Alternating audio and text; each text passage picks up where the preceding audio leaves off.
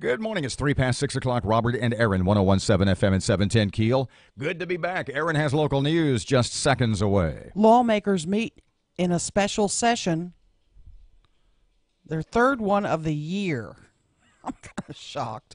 The new animal control director, we talked with him last week. What is he doing? We'll have that coming up, too. You know, I just got back from New Orleans a couple of days ago, so the question is, there are ways that Shreveport and New Orleans are similar. And we will discuss those, which will lead us to a discussion of the Cross Bayou Project, believe it or not. Oh, boy. And we'll talk about what I missed. Plus, Fletcher, sports, traffic, and weather, and it's all here this hour, and it's coming up on KEEL.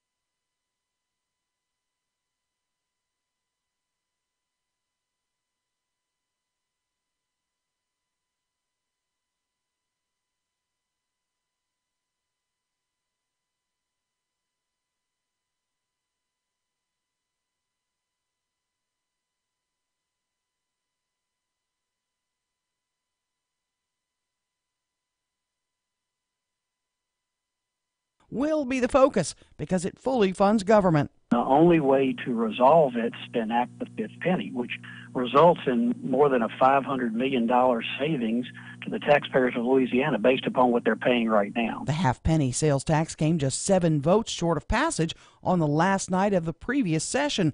Now, political analyst Bernie Pincinat says there are many factors that play into lawmakers' decisions.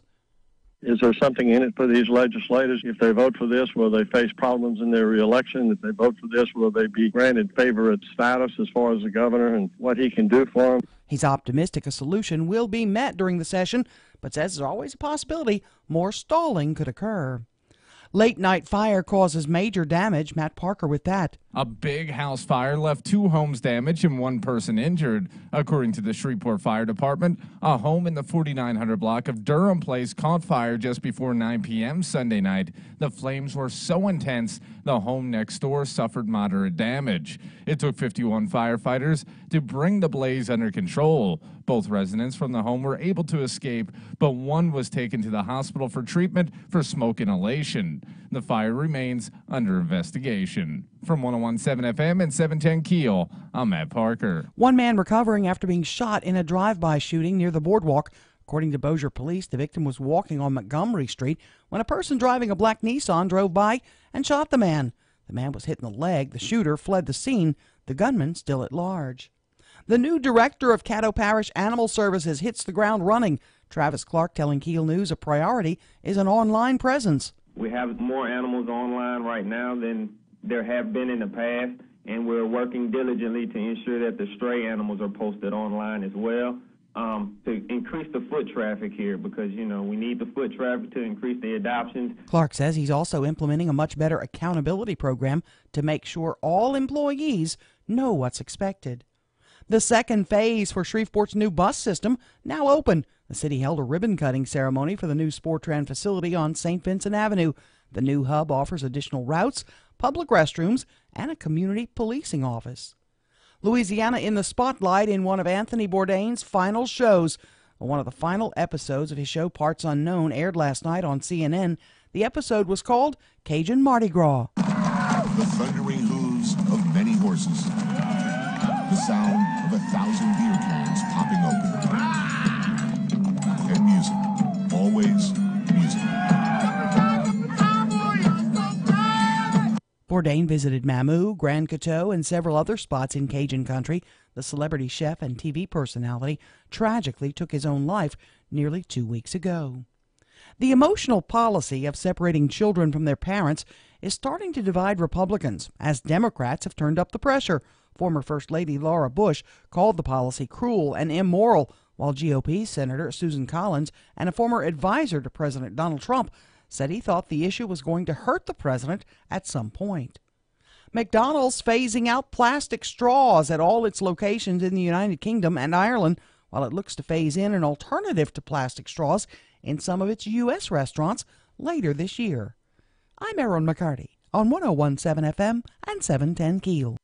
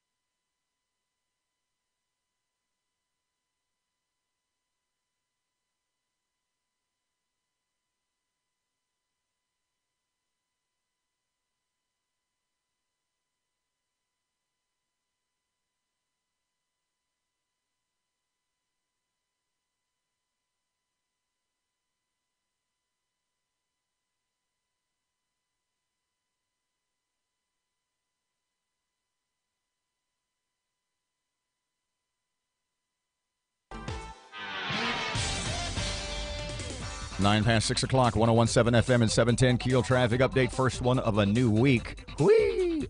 Whee! Here's Ruben. Looks like I-49 South's got it clear all the way to Alexandria right now, but look out later on this morning for some traffic delays on I-220 westbound near North Market due to construction. If you have anything to report to us, please give us a call at our Planet Fitness traffic hotline. That's 687-ROAD. Your AccuWeather.com forecast. Partly sunny for today. It will be a hot and humid start to the weekend. High of 95. Partly cloudy tonight. Low 72. A few more clouds around tomorrow with a shower thunderstorm around in the afternoon. High 89. With your AccuWeather.com forecast, I'm meteorologist Brian Thompson.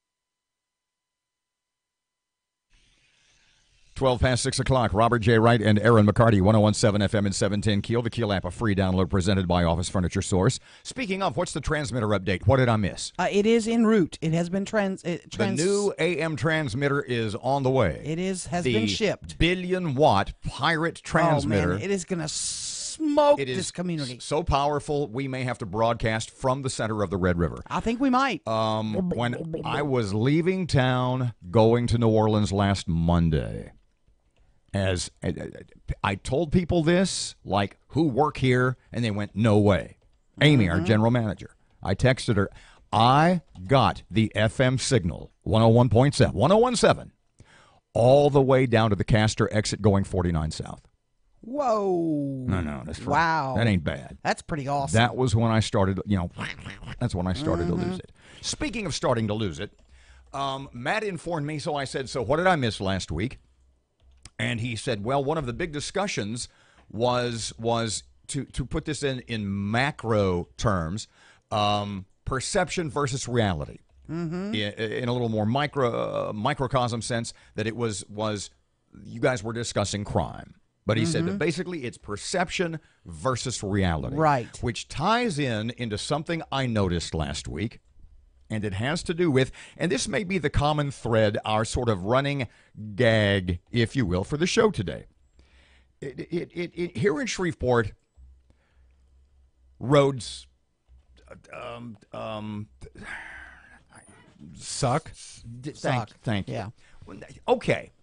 For the sake of our discussion, we'll use that word. Here in Shreveport, roads kind of suck. Yeah. And everybody says, oh, man, Shreveport's good. Just the roads are horrible places. I hate it here. In New Orleans, the roads suck. Yep, they do. And people say New Orleans has character. Our roads have character? New Orleans has Shreveport roads suck, and we suck. New Orleans roads suck, and New Orleans has character. Have you driven down Magazine lately? Have you been down St. Charles, two major NOLA thoroughfares? They suck. Horrible. Horrible. And yet, New Orleans has character. In fact, there is an article, this just popped into my head, about maybe a year. You've heard me talk about Garden and Gun magazine. There was an interview with Matthew McConaughey, who lives in New Orleans. And he says, I'm not making this up. You can go back, you can do a check, and you can track it down. He said one of the most appealing things, one of the things that he embraces and appreciates the most about New Orleans are the lousy roads. You know what he says? I'm not making this up. He says the potholes in the streets of New Orleans remind you to slow down, to appreciate life, and to get caught up in the helter-skelter, hectic, gotta-achieve world. Oh, my. So what I'm saying to you right now is, Appreciate our potholes. our roads give Shreveport character. Okay. Our roads give us character. And when you hit a pothole today, don't be complaining about having to get your wheels aligned. What I want you to do as you're wobbling down the street, thinking of the $150 or $200 that Firestone is going to pop you for a wheel alignment, whatever it happens to cost. Yeah. I want you to think about how you don't appreciate that you're not embracing the Southern culture of take it easy, laissez-faire. Slow it down. Life is too precious to hurry through. Go through the bumps of the day slowly. Now, what does all this have to do with Cross Bayou? Yeah, connect the dots, please. We're going to talk about, first segment after 7 o'clock. Okay. That's coming up in the first segment after 7 o'clock. But Okay. I have, and as we have discussed, I think to a great degree, Miss Ollie's Cross Bayou idea, the $100 million plan that was defeated by the city council. Right. And now the Gateway Development Consortium's $1 billion 10-year proposal for the development of that area. And you're going, man, that's pretty awesome stuff. I'd live down there on the river in a heartbeat. It would be incredible. We have, other than just in your sense, commenting on if it's done well, if it's done right. Sure. That you really might look at moving down there because it sounds like a pretty cool idea. Oh, it would rock. And yet, on the other hand, we've played sort of devil's advocate, if you will, about what about this, what about that, the minutia, the details. Anyway, we have for the most part failed to take an actual stance one way or the other. But when it comes to the 7 o'clock segment this morning, I will take a stance on the 10-year, $1 billion, 10-year, I almost thought I got it backwards, 1 year, $10 billion, may as well be, the 10-year, $1 billion Cross Bayou development. So, what did I miss? We have another candidate in the mayor's race. Well, Stephen Jackson, He's going to announce Thursday. You're invited to his party if you want to go. Kind of expected, though, huh? Yeah. I mean, that's not. Yeah. Let me ask you something, because But it changes the landscape a lot. We have discussed this to some degree off the air. We got about a minute. What does it tell you about what others in the community, specifically African American candidates, Adrian Perkins, now Stephen Jackson, what they perceive about the strength and, or more specifically, weakness of the current mayor? That they are they're diving in head first. Oh yeah, we splash. We are in. Yep, all in. It's not good if you're the incumbent mayor and you have this many challengers, especially in your demographic base. It's not good. It's not good. And you'll hear some people say they think she may not even qualify. Oh, you mean for the general? Yeah.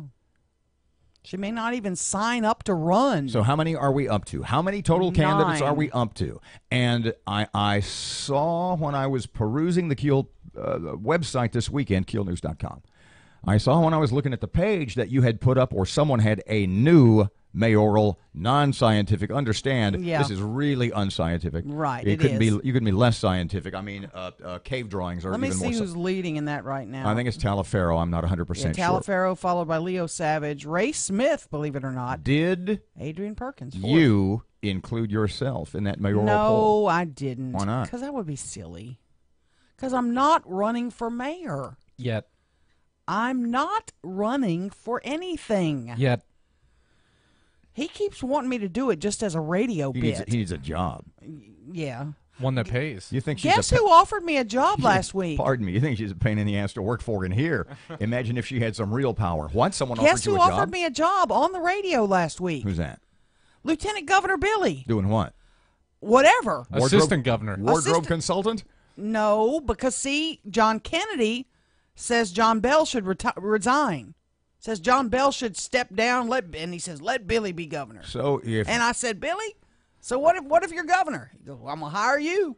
To be what, lieutenant governor? Whatever I want. You'll be appointed lieutenant governor. No, I'll be appointed to his staff somewhere. Uh-huh.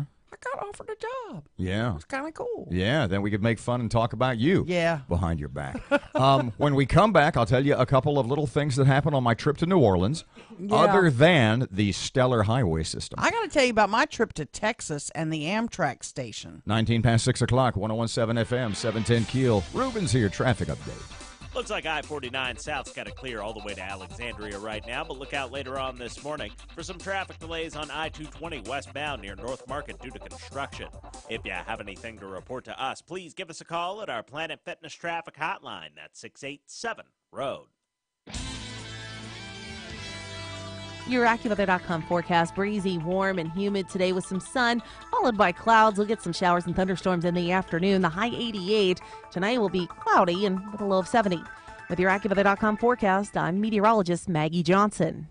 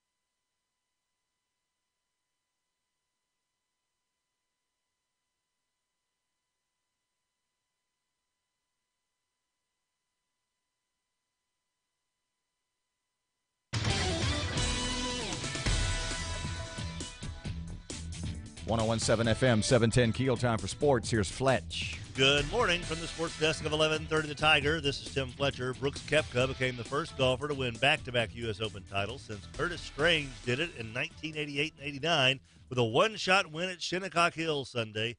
Koepka began his final round in a four-man logjam atop the leaderboard, but quickly asserted himself as the man to beat with 3 birdies over his first 5 holes. Turns out the one golfer who gave chase did so from way back in the pack. Tommy Fleetwood equaled the best round in U.S. Open history with a 63 to post a target score of 2 over par. The only man to come in under Fleetwood was Koepka, who finished 1 over with a bogey on 18. Shreveport's Sam Burns finished tied for 41st to earn a $43,000 paycheck. Arkansas D-Horn Texas 11-5 in the opening College World Series game for both. Luke Bonfield cranked a 2-run homer in the bottom of the 5th to give the Razorbacks a 3-2 lead. The Hogs put the game out of reach an inning later when their first 10 hitters each reached base safely as part of an 8-run uprising that featured a weather delay of over 2.5 hours. Arkansas faces Texas Tech tomorrow night in a winner's bracket game after the Red Raiders dropped Florida 5-3 last night. And Houston stretched their winning streak to 11 games, completing the best road trip in franchise history with a 7-4 win in Kansas City. The Astros won all 10 games on the swing through Texas, Oakland, and KC. Carlos Correa had a homer and 3 RBI to fuel the win. From the sports desk of 1130 The Tiger, this is Tim Fletcher.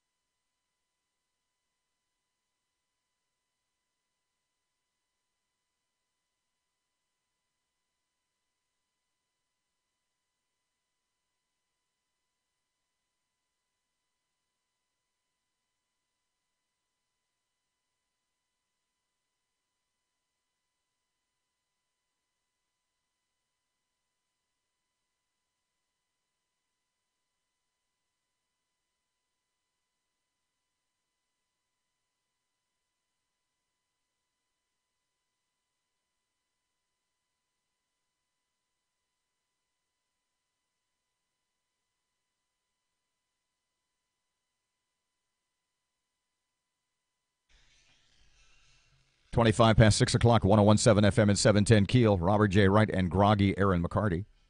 You okay down there? I'm all right. No, I'm not. Just giving you a heads up. No, it's all right. Nothing The like you. the Amtrak train to Shreveport was 3 hours late last night. What? Not to Shreveport, to Marshall. 3 hours late. See, I know a lot of people that, and it is a growing trend. There was a lot of Louisiana people there. in Shreveport to save money instead of flying out of Shreveport to Dallas and then connecting in Dallas. Sure. They drive to Dallas, park their car for a couple No, they drive to Marshall. Well, I'm coming to that. No. Okay. They drive. Like my brother always drives all the way to Dallas. My Yeah. friend Mike is always going to Dallas. We're going to save $100, $150, $200, sometimes Yep. $300 and $400 by driving to DFW and parking there. Right. It's expensive to park There is a growing trend, and this is what you're talking about hopping in the car or having a friend drive you to Marshall, drop you at the train station, Yep. taking a $20 or $25 train to the Dallas airport, and flying out of there like that, and then just taking the train back from. That's how it to works. Marshall. Yeah. Yes. Well, there was a little bit of a problem last night.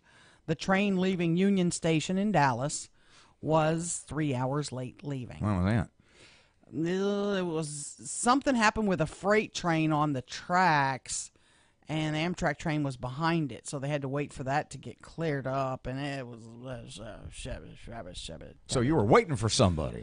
Well, I knew I tracked it, so I didn't go over there and sit 3 hours, but it was supposed to be in at 7, so if it was 3 hours late, what time was I in Marshall? 10. So I got home. Took you that long to do the math on that, did Yeah. it? Wow, you are a little groggy. It actually made up time en route, but it wasn't quite 10, but didn't get home It's in not bed exactly till- flying at 40,000 feet. Can't exactly pick up the Gulf Stream, can it? Right, but you know what? That Marshall train station, that whole little area is so cool. Yeah. Why couldn't that be here? Why couldn't we have that? I know Bossier have been pushing for an Amtrak station for a long time. Why can't we pursue that? Why can't we push for that? I mean, we have a train station. Well, right now it's a gay nightclub, but, we could turn it into Central Station, could be turned into an Amtrak station and pull right up. Hardly take any effort at all, it seems to me. Yeah, I mean, it's a train terminal anyway. Yeah. What the heck? That's not where it used to be, actually. When I was in high school, you could get passenger service out of here, but it was more along. See, you didn't live here yet. There was the train. That's not where, as memory serves, where you actually got on the passenger train. Okay. I don't remember exactly where it was. I could be wrong, come to that. Because, I mean, there's a It's train been track right there. It's been 50 years. It's a That may train exactly, station? Yeah, I don't remember. It's even called Central Station. I took the train to Baton Rouge once for an LSU game when I was in high school, and that's man. all. I do not actually. The more I mull this over, the more I try to remember, the more foggy it becomes. I do not remember where the passenger train station was. So the Shreveport Security Systems text line is 318 392 1884. Text us if you know where the train station was. That might not be a Choo-choo. bad. That might not be a bad. You are so sleepy. I am when you so fall sleepy. into sound effects, it's like you had 9 beers. Whoop. I don't know what that sound effect was. Stop. The point I was going to make was that would be a pretty good post for the website. Oh, that would be. The history. Why don't we have a train station now? What happened to the one we had? Oh, yeah. What year did passenger service end? What would it take to get it back? Et cetera, et cetera. 29 past 6 o'clock, 101.7 FM, 710 KEEL. Erin has local news coming up next. She can stay awake. In the meantime, here's Ruben. Looks like I-49 South's got it clear all the way to Alexandria right now, but look out later on this morning for some traffic delays on I-220 westbound near North Market due to construction. If you have anything to report to us, please give us a call at our Planet Fitness Traffic Hotline. That's 687-ROAD. Your AccuWeather.com forecast, some sun followed by clouds with some showers and thunderstorms by the afternoon hours, the high up to 88, and then we'll clear back out tonight with a low of 70. With your AccuWeather.com forecast, I'm meteorologist Maggie Johnson.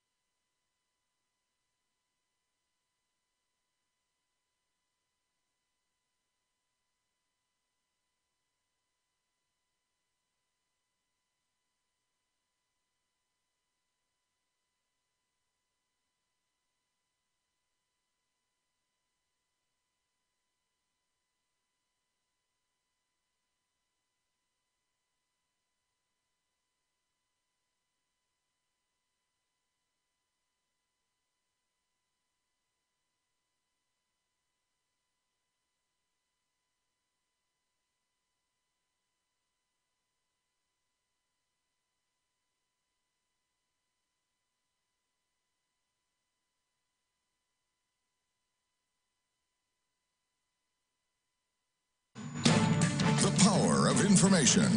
KEEL News now. The new director of Caddo Parish Animal Services hits the ground running. Travis Clark telling KEEL News what he's been working on at the local facility. First and foremost, we have to improve upon our policies and procedures and ensure that everyone understands their operational expectations. You know, you can hold people accountable when they've looked at a document, they've signed this document stating that they know this is what is expected of them, and just holding people to a higher standard. Clark also says he wants a much greater digital presence so people can check online to see what animals are up for adoption. The third special session of the year kicks off today. Lawmakers will be talking about what kind of money they want to bring in, if any, to help shore up the budget. Commissioner of Administration Jay Darden says there are lots of options, but the governor wants the half-penny sales tax renewed. House Democratic Caucus Chairman Robert Johnson says the Democrats don't want to see these cuts put in place. There'd be devastation across the state. I think you'd see a tremendous loss of state services and a shuttering of state government across the board. Political analyst Bernie Pensenat says there are many factors that play into the decisions.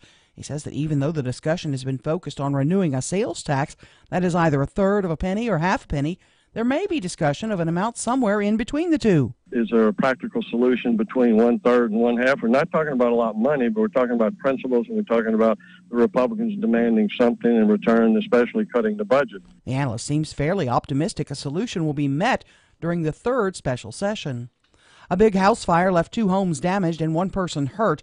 A home in the 4900 block of Durham Place caught fire just before 9 last night. The flames were so intense, home next door suffered moderate damage.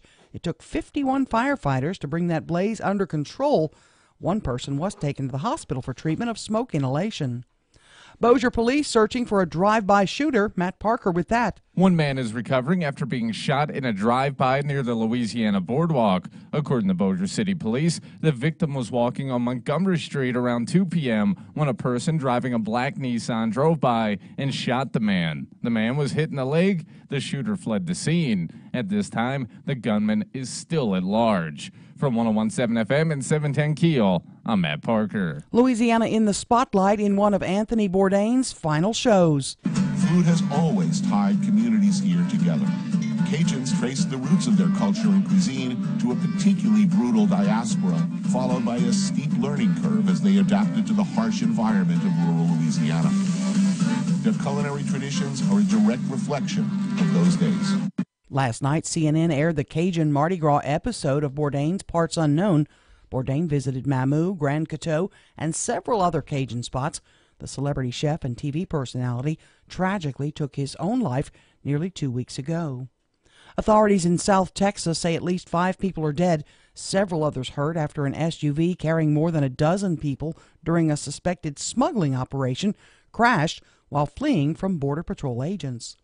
And an intern at a New York City courthouse brought a fake grenade to work as a joke gift and wound up getting the whole building evacuated. New York PD said the 22-year-old man was entering the Queens courthouse when he triggered alarms at the security screening. I'm Erin McCarty on 101.7 FM and 710 KEEL.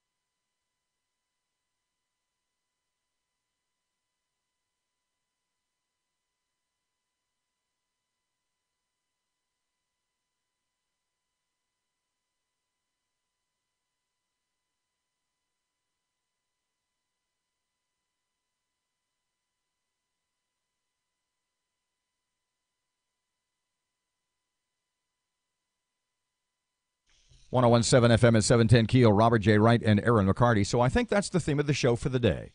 If roads in Shreveport suck and we say Shreveport sucks, and I go to New Orleans and the roads in New Orleans suck, and everybody says, well, that just gives New Orleans character. Yeah.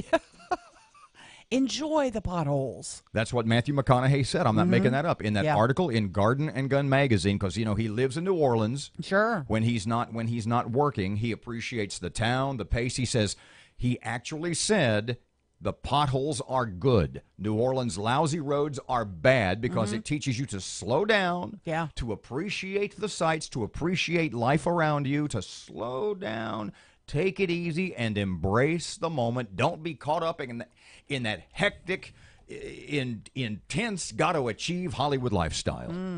But isn't most of life just on how you look at things? Isn't that basically, oh, today's going to be a good day, and if you have that mindset, it generally ends up being a good day. If you're looking for things to suck, guess what? You're going to find it, and things are going to suck. Okay, but let me tell you, the roads in New Orleans suck. I know. Have you been on Magazine? Have you been on St. Charles? Magazine's horrible. I was recently down there. Magazine is terrible, and that's one of the city's major thoroughfares.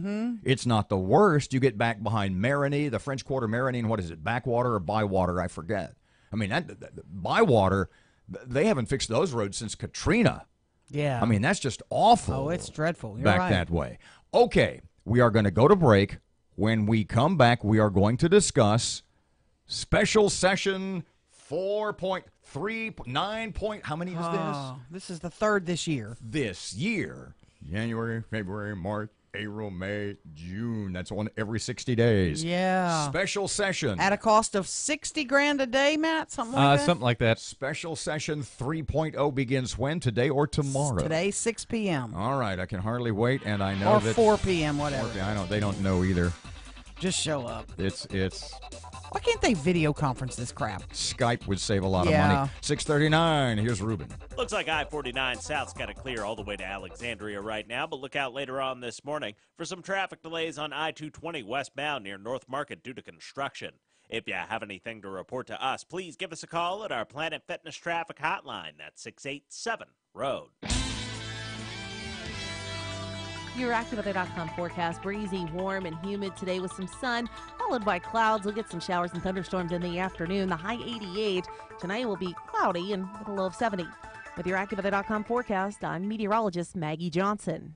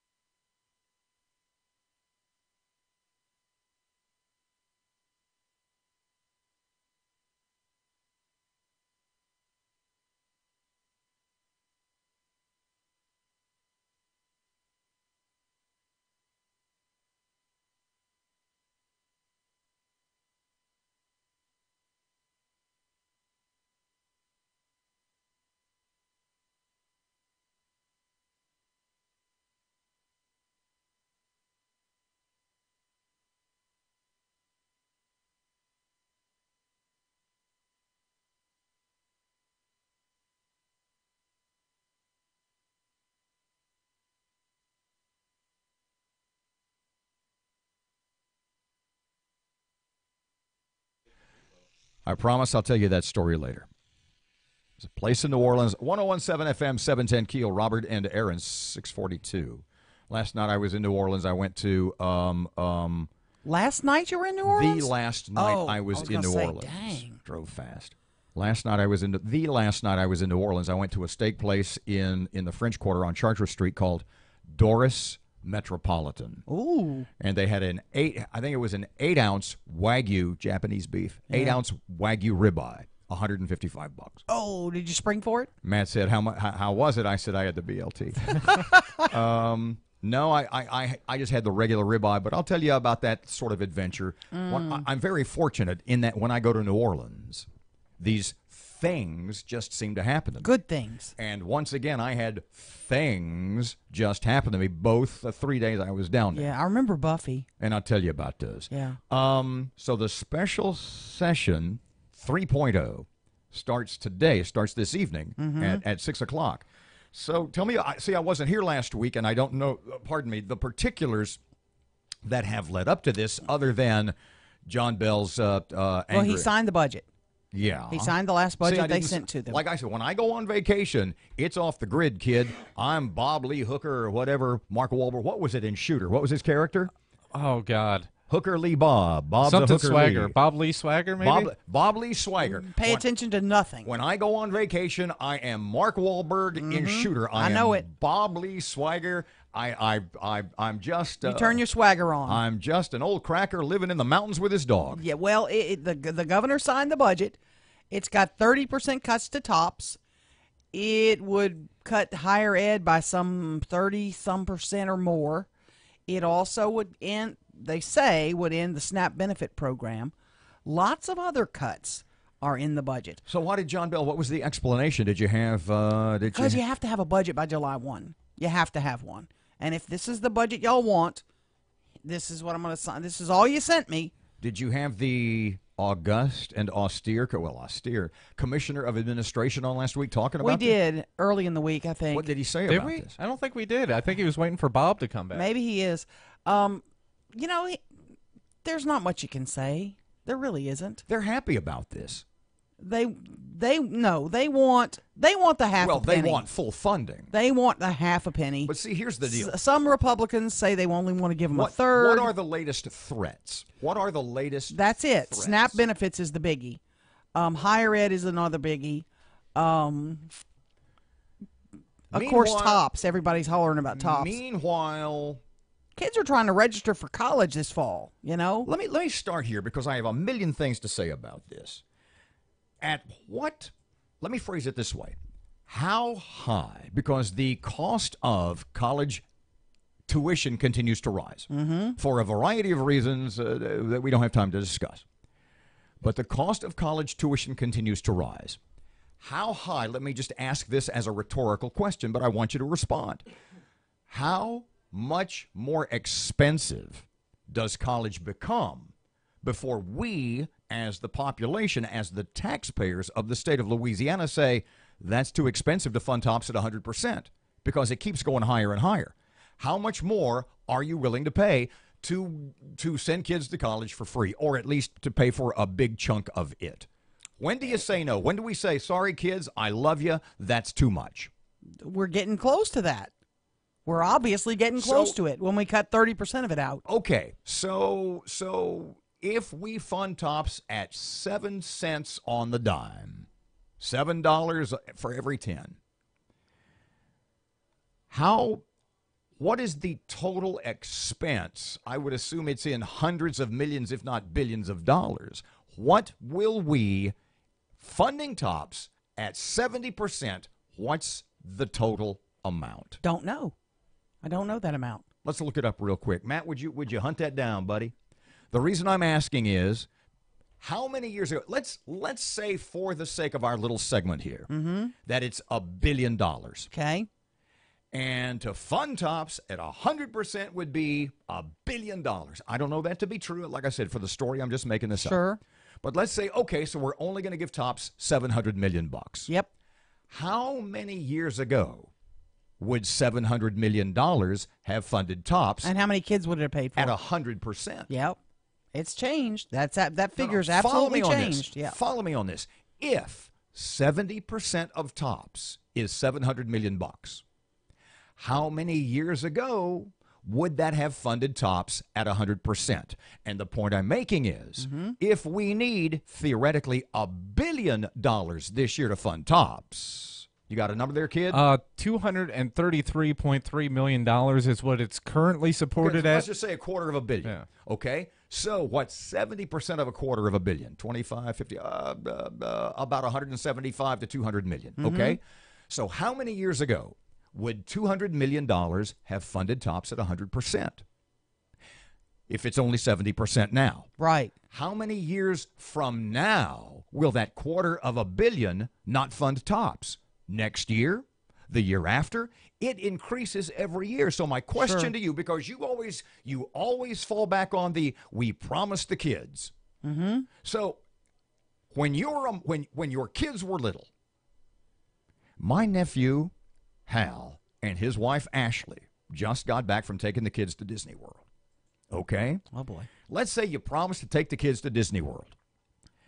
And you set aside, let's say, I don't know, $2,500. And suddenly $2,500 doesn't fund Disney World anymore. Yep, Let's say Mickey's it's more expensive. Exactly. Mm-hmm. So at what point do you say to the kid, sorry, kid, we can't go to Disney, but you We're promised? only going to take one of you. At what point is $250 million or 260 or 75 or 300 million, because you know we're coming to that. Sure. At what point do you reach in you, Erin McCarty, Louisiana taxpayers' mind, the ceiling? You say, we can't afford any more. This is too much. We don't have the money now. You're getting close. And For me, you're getting darn close. And basically what John Bell is saying, I got to hurry this up. And basically it goes back to my National Lampoon deal. Buy the magazine or we'll kill the dog. Yeah. John Bell is saying, if we don't fund A, B, C, D, X, Y, Z, these awful things are going to happen. Meanwhile, there are others who look at the budget and say, no, there are alternatives to those choices. And they may or may not be true. Sure. But the point being, John Bell is the guy with his hands on the purse strings. And so what John Bell is saying is, yeah, that may or may not be true. There may or may not be alternatives to cutting tops or taking people out of nursing homes or eliminating SNAP benefits. Mm-hmm. But I'm the governor. I control the purses. I control the money. And if you don't give me the money, that's what I have chosen to cut. Am I wrong? Mm-mm. You're not wrong. 649, 1017 FM, 710 KEEL. Traffic and weather updates coming up right now. Your Money Now is just ahead, by the way. Ruben's here, Monday morning traffic. Looks like I-49 South's got it clear all the way to Alexandria right now, but look out later on this morning for some traffic delays on I-220 westbound near North Market due to construction. If you have anything to report to us, please give us a call at our Planet Fitness traffic hotline. That's 687-ROAD. Your AccuWeather.com forecast: breezy, warm, and humid today with some sun, followed by clouds. We'll get some showers and thunderstorms in the afternoon. The high 88. Tonight will be cloudy and with a low of 70. With your AccuWeather.com forecast, I'm meteorologist Maggie Johnson.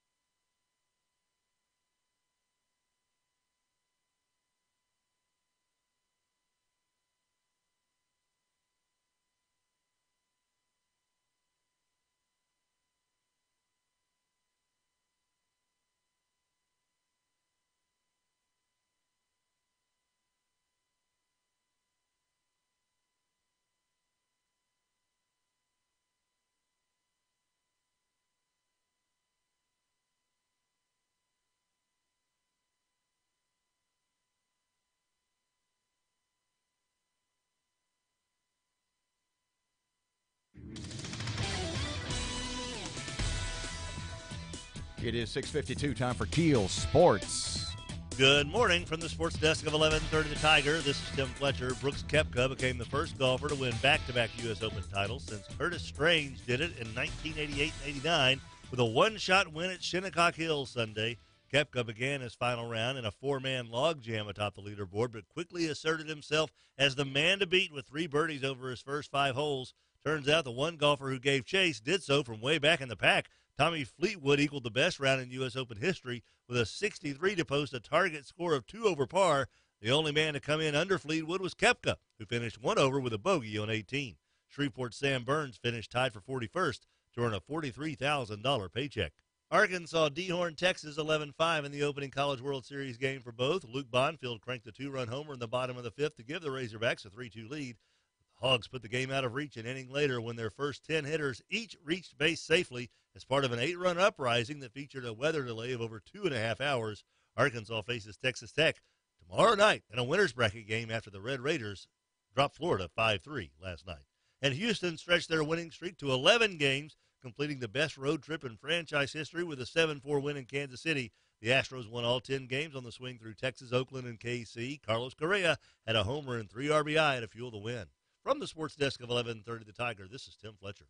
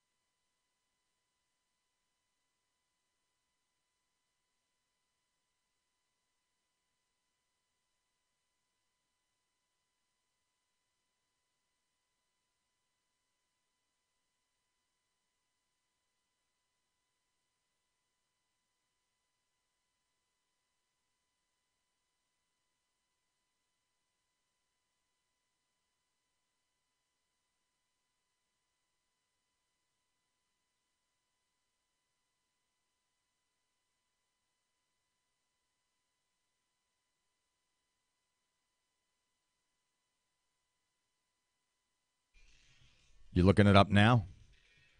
No, I'm trying to remember the bar I went to. No, I want you to look up the picture of this one that been there. You've never been to Snake and Jake's Christmas Time Bar in New Orleans. We have a friend that has Snake and Jake's. It may be Jake and Snake's. I was Christmas Time Bar. Look it up. No, it's Snake and Jake's Christmas Club Lounge. That was it. Yeah. And it's I literally. apologize. I was a little impaired. Oh my! And it's literally a shack. It makes. What do you drink at Snake and Jake's? The brown water. Whatever they hand you.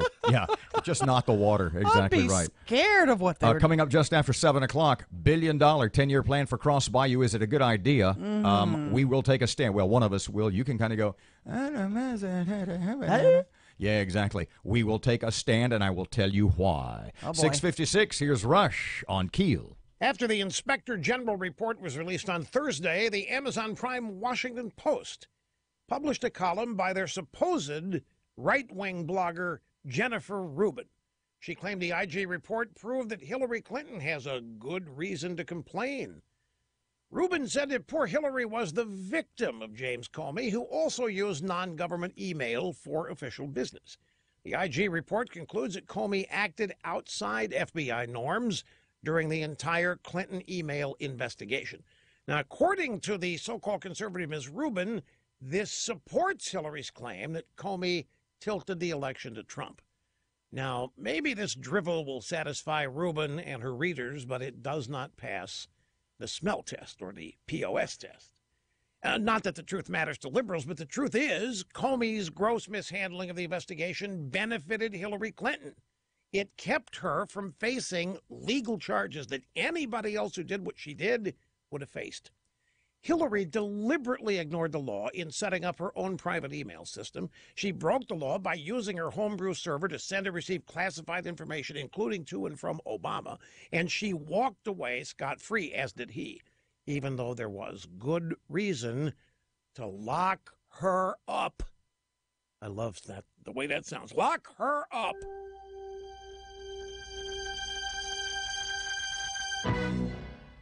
If you were fumbling around in the dark and somebody handed you a flashlight, you'd take it, right?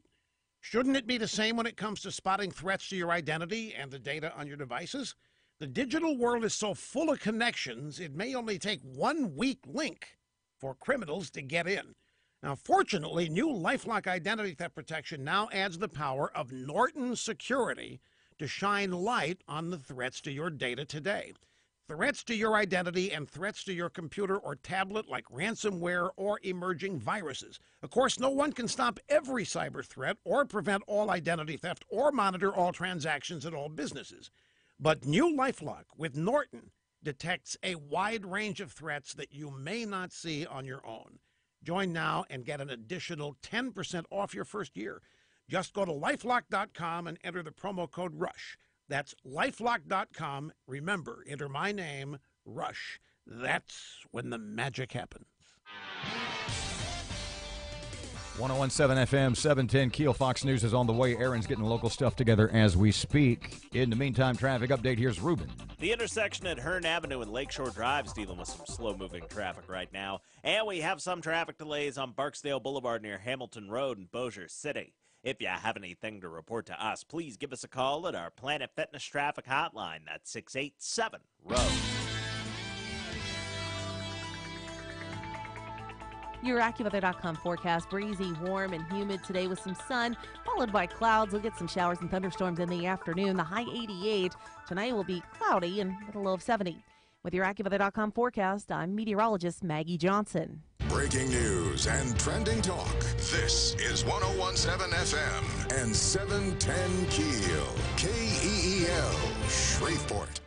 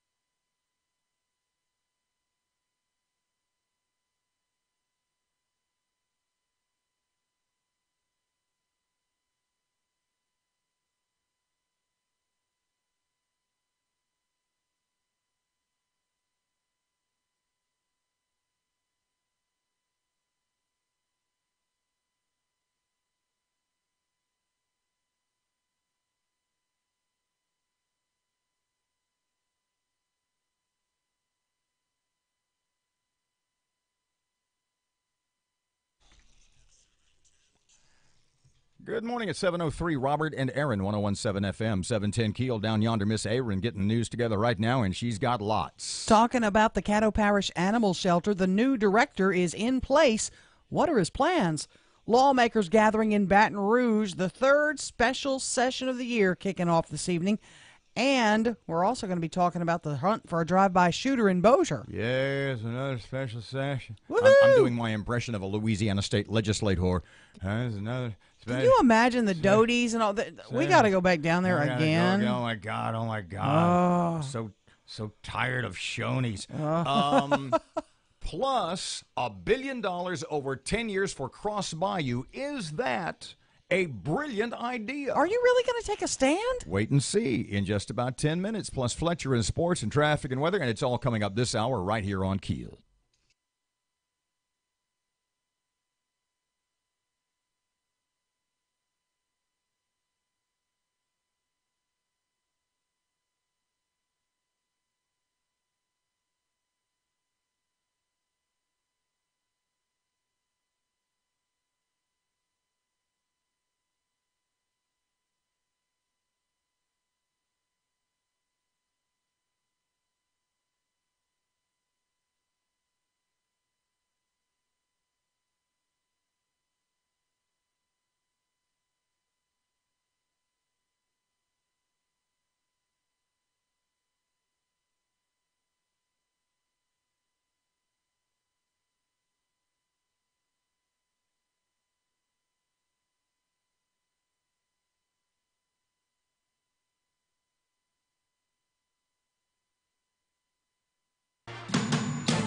The power of information.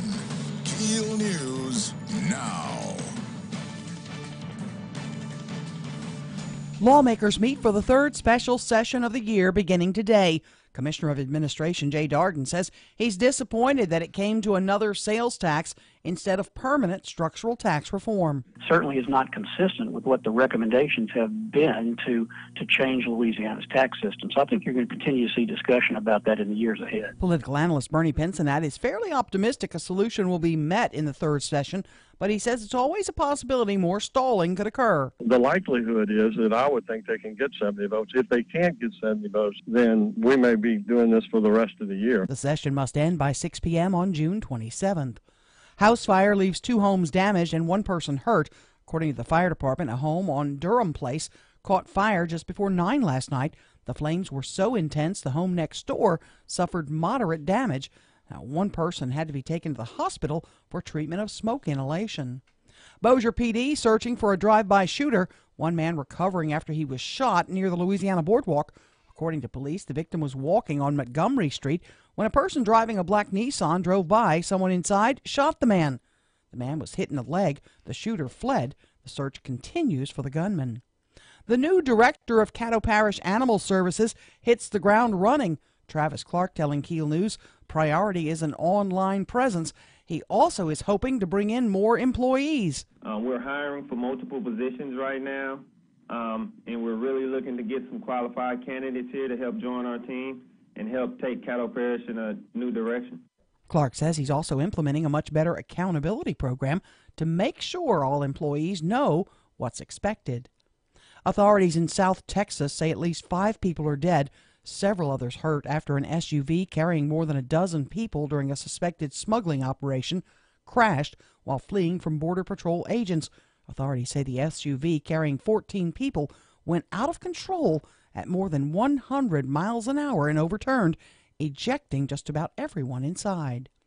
Louisiana in the spotlight in one of Anthony Bourdain's final shows. Matt Parker with that. Last night, CNN aired the Cajun Mardi Gras episode of Anthony Bourdain's Parts Unknown. The show documented Bourdain's time in Lafayette during the Mardi Gras season. The celebrity chef and TV personality tragically took his life almost 2 weeks ago. The episode spotlighted Cajun culture and cuisine. If you missed the episode, you can watch it online via the CNN app. From 101.7 FM and 710 Keel, I'm Matt Parker. Nebraska going to spend $2.5 million on a good behavior program in schools. Sounds like something parents should take care of, but the school system wants to step in to try to help. Students will be divided into teams, and the best behaving team will win prizes and privileges throughout the school year. I'm Erin McCarty on 101.7 FM and 710 KEEL.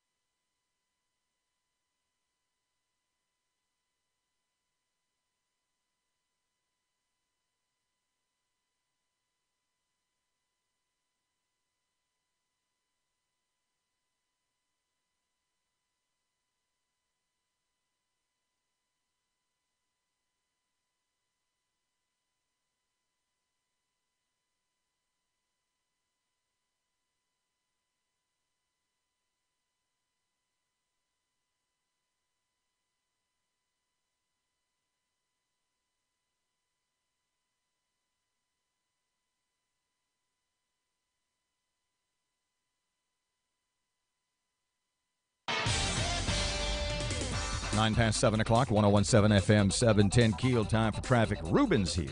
Looking right now at some slow-moving traffic on Hollywood Avenue near Jewella Avenue. And we have some traffic delays on Old Minden Road near Airline Drive in Bossier City. If you have anything to report to us, please give us a call at our Planet Fitness traffic hotline. That's 687-ROAD. Your AccuWeather.com forecast, breezy, warm, and humid today with some sun, followed by clouds. We'll get some showers and thunderstorms in the afternoon. The high 88. Tonight will be cloudy and with a low of 70. With your AccuWeather.com forecast, I'm meteorologist Maggie Johnson.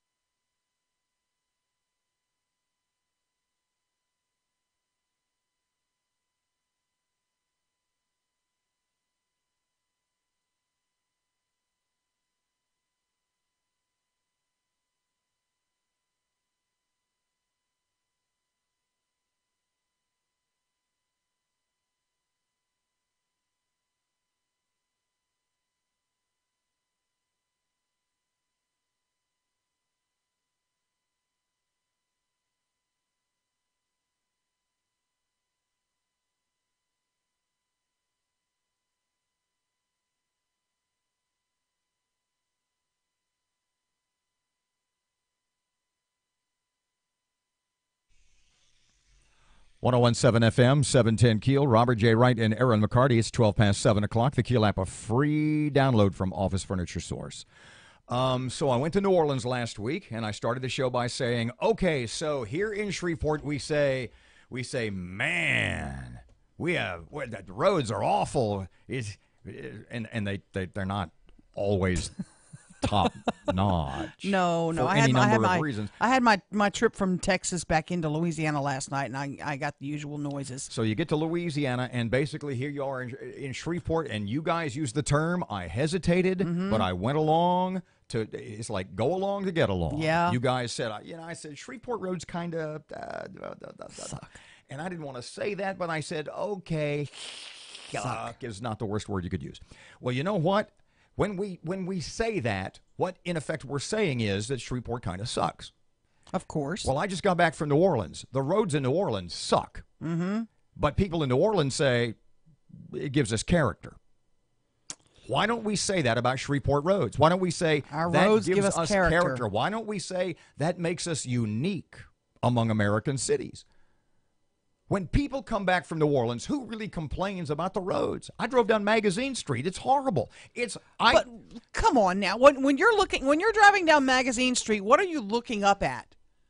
Are you looking up at Walmart, Subway, Taco Bell? Are you looking up at beautiful antique architecture? Hold on just a second. That's old interesting. Buildings which brings us that to matter. our point. Yes, you are looking at Domino's, or Larry's or Subway. In what kind of businesses? But the point is, they are in these amazing buildings from the 16 or 17 or 1800s. That's what gives New Orleans character. Which brings us to our point. Mm-hmm.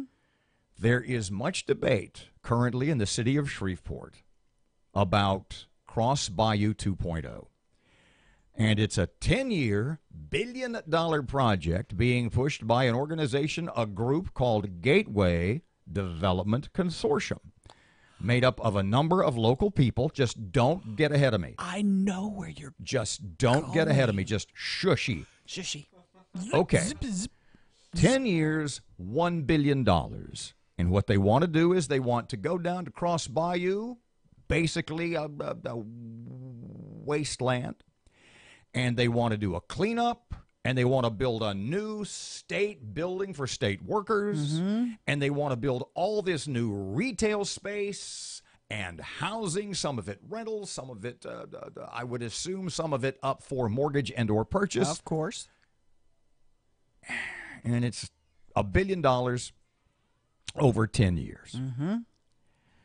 And I've said my criticism of that idea all along has been, and it's what we tend to do in Shreveport all the time, and I'm not the only one that says this. What we tend to do in Shreveport is we just tend to shift things. Things get old, we just build new ones, we move it somewhere else, be it retail, be it office space, and suddenly you've got somewhere shiny and new, but you've got a big empty building somewhere. And the state building that they want for Cross Bayou is a perfect example. Right. The state workers currently occupy the building there at the corner of Jordan and Fairfield. The Kerner, yeah. And you say, it's an ugly, awful building. Well, you know what? I'm not the one that let that building run down. I'm not the one in charge of it. I'm not the one that just let it go. It looks like it just looks awful. Hell in a handbasket. So we don't want to be there. So we want a new building. And somebody's willing to come to town and build. But you know what? And this is where it ties into New Orleans. So the state, via Gateway Development Consortium and Cross Bayou, want a new, great, big municipal building for state workers. And they want all this retail space. And they want all this living space for residents, for people to move downtown. Well, you know what? We've already got that. It's called downtown. If you need office space for state workers, how much empty office space is... Well, let's start with the federal building. Is in on downtown. Travis, yeah. If you want storefront, if you want retail space... Or Fannin, yeah. How much retail space is empty in downtown Shreveport? If you want a place to live, do you need a new building down on Cross Bayou with all the new... whatever you want, however they do it? How much potential living space is in downtown Shreveport? So I ask you, rather than... No, I don't ask you. I ask Gateway Development Consortium. Gateway Development Consortium. Rather than invest $1 billion over 10 years to Cross Bayou, why not take what we already have with character, with history, and that is available? Gateway Development Consortium. Hey, GDC. Why not take that $1 billion that you're so willing to pony up for Cross Bayou? Why not take that $1 billion and invest it into downtown Shreveport? You're missing the whole point. It's waterfront property. That's what makes it so unique. Let me say it once again. The old federal building on Fannin is not on the river. Let me say it. How important is a brand new building for state workers on the riverfront when you can... That's not where it's going to go. When you can redevelop, you can renovate, you can reignite your own downtown. The biggest complaint you get from people in Shreveport under the age of, pick a number, is just downtown's a ghost town. I've said 1 million times about downtown Shreveport. I love downtown Shreveport. There's nothing downtown. Well, but Robert, you want office space for your state workers. Hang on, because you're missing a big. Let's just take the old federal building on Fannin Street, which Louisiana College. Remember, Louisiana College wanted it. They were going to move a law school here. They acquired the building. They were going to start their law school was going to be in that building. They got into the building. It was cost prohibitive. The asbestos abatement, all the upgrades they'd have to do to bring the building to code. The expenses on taking an old building and bringing it up are worse than building a new one. In Shreveport, we have a history of building new things, leaving empty things in their wake. Sure. Right now in Shreveport, we've got lots of empty stuff. Yeah. It's called downtown. For $1 billion, think what you could do to renovate downtown Shreveport. You say about New Orleans. You know, what I like about New Orleans is that the subway is in a building that was built in 1650. The Domino's Pizza is in a building that has been there since the 18th century. You know what we have? You have brought an idea to the forefront, though, that I don't think you even know you've hit on. $1 billion. Why not? Yes. Wait, let's wait and do it the next segment. 19 past 7 o'clock. Brilliant. 1017 FM, 710 Keel. Which is why I got to tell you, I don't think we need Cross Bayou. We need $1 billion pumped into downtown Shreveport, and there's people who say they want to do it. Just move it 400 yards away. There's no river there. Here's Ruben. The intersection at Hearn Avenue and Lakeshore Drive is dealing with some slow-moving traffic right now. And we have some traffic delays on Barksdale Boulevard near Hamilton Road in Bossier City. If you have anything to report to us, please give us a call at our Planet Fitness traffic hotline. That's 687-ROAD. Your AccuWeather.com forecast, breezy, warm, and humid today with some sun, followed by clouds. We'll get some showers and thunderstorms in the afternoon. The high 88. Tonight will be cloudy and with a low of 70. With your AccuWeather.com forecast, I'm meteorologist Maggie Johnson.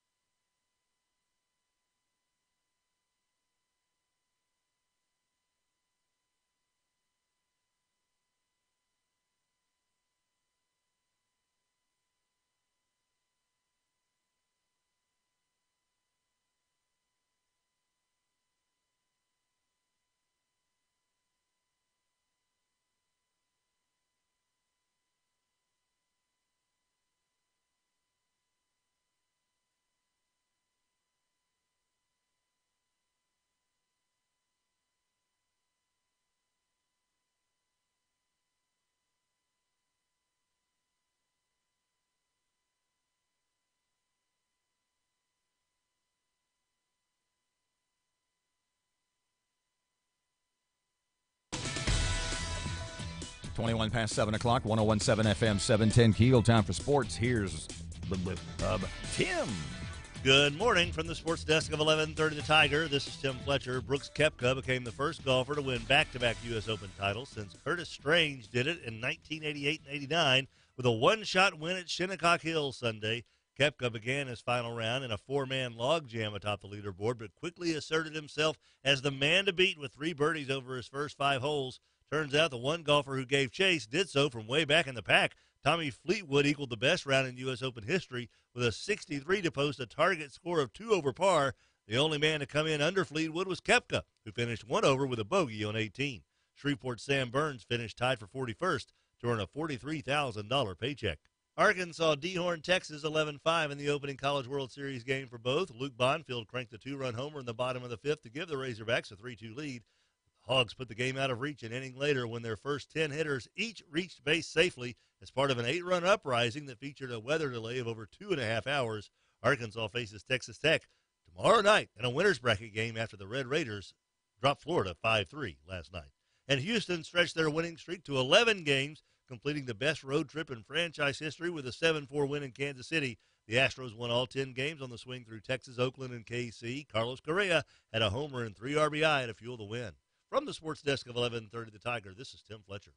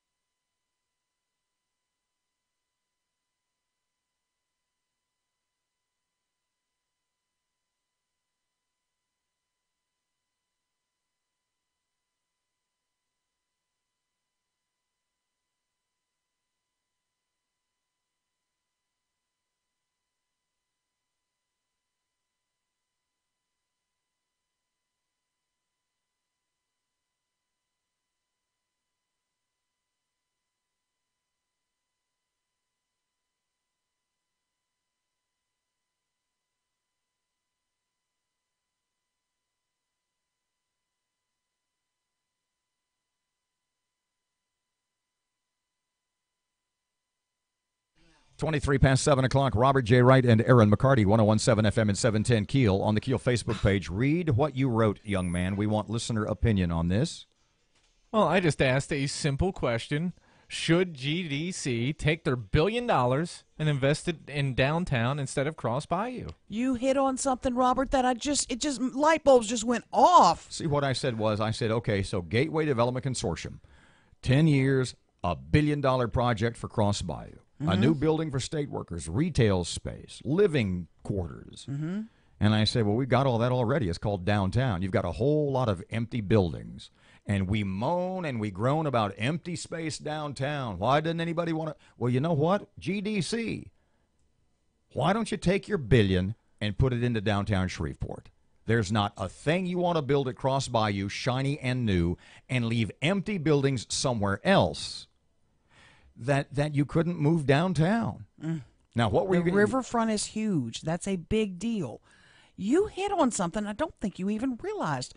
Now, this is going to sound crazy to some people. From you? No. Why don't we think about creating on Cross Bayou French Quarter North? There's going to be people that come. Let me finish. Shut up a minute. There's going to be people. Did I say a word? She's I saw you. I speak. There's going to be people that come through our community on I-20, I-49. They just don't have time to make it to New Orleans. They could get a little taste of it here. Let's entice the Pat O'Briens, the Cafe du Monde, places like that. Let's create our own little mini French Quarter North on Cross Bayou. I think that's an awesome idea. I would so live in one of those places like that. What street is the Strand Theater on? I don't know. I can find Louisiana. Okay, why not take all those empty buildings on Louisiana or Crockett or Milam or fill in the blank where you have empty retail space for blocks and blocks and make that into your French Quarter North? You have to have the riverfront property. Erin. That is what makes it so appealing. No, what makes the French Quarter appealing is you're not walking along the Mississippi River when you're on Bourbon or Royal or Chartres I understand that. or St. Philip. What makes it appealing is the character and the age and the buildings and the history. You bet. But you look at Austin and their Riverwalk. If we had something like that in Shreveport, where you could go down there, you could have festivals, you could do events, and you're on the waterfront, it's appealing for residential use. I would move there tomorrow, and I've told the mayor this, and I've told Paul Pratt this. I move there tomorrow if I have a condo with a balcony overlooking the water. There are many people like me who would love that. Millennials would flock here. I just put a post up this weekend about the cities that millennials are going to. Nothing from Louisiana is even close to being on that list. Why can't we try? Here's what I know. We've got a bunch of folks that want to come to town, well, represented by guys who are from this town, who want to invest $1 billion into our city. Do we really need new buildings when we have so many empty ones? Do we really need more retail space when we have 2 malls and any number of shopping areas across our region that are empty? Do we need new retail space when we have so much empty space right now? No.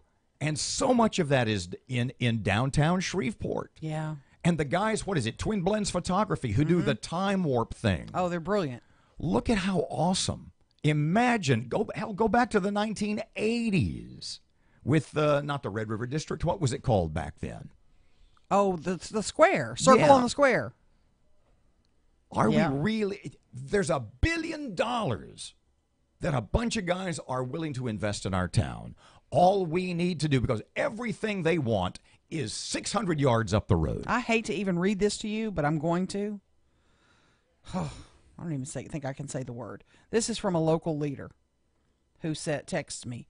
Robert's idea of rejuvenating Texas Street and all of downtown Shreveport is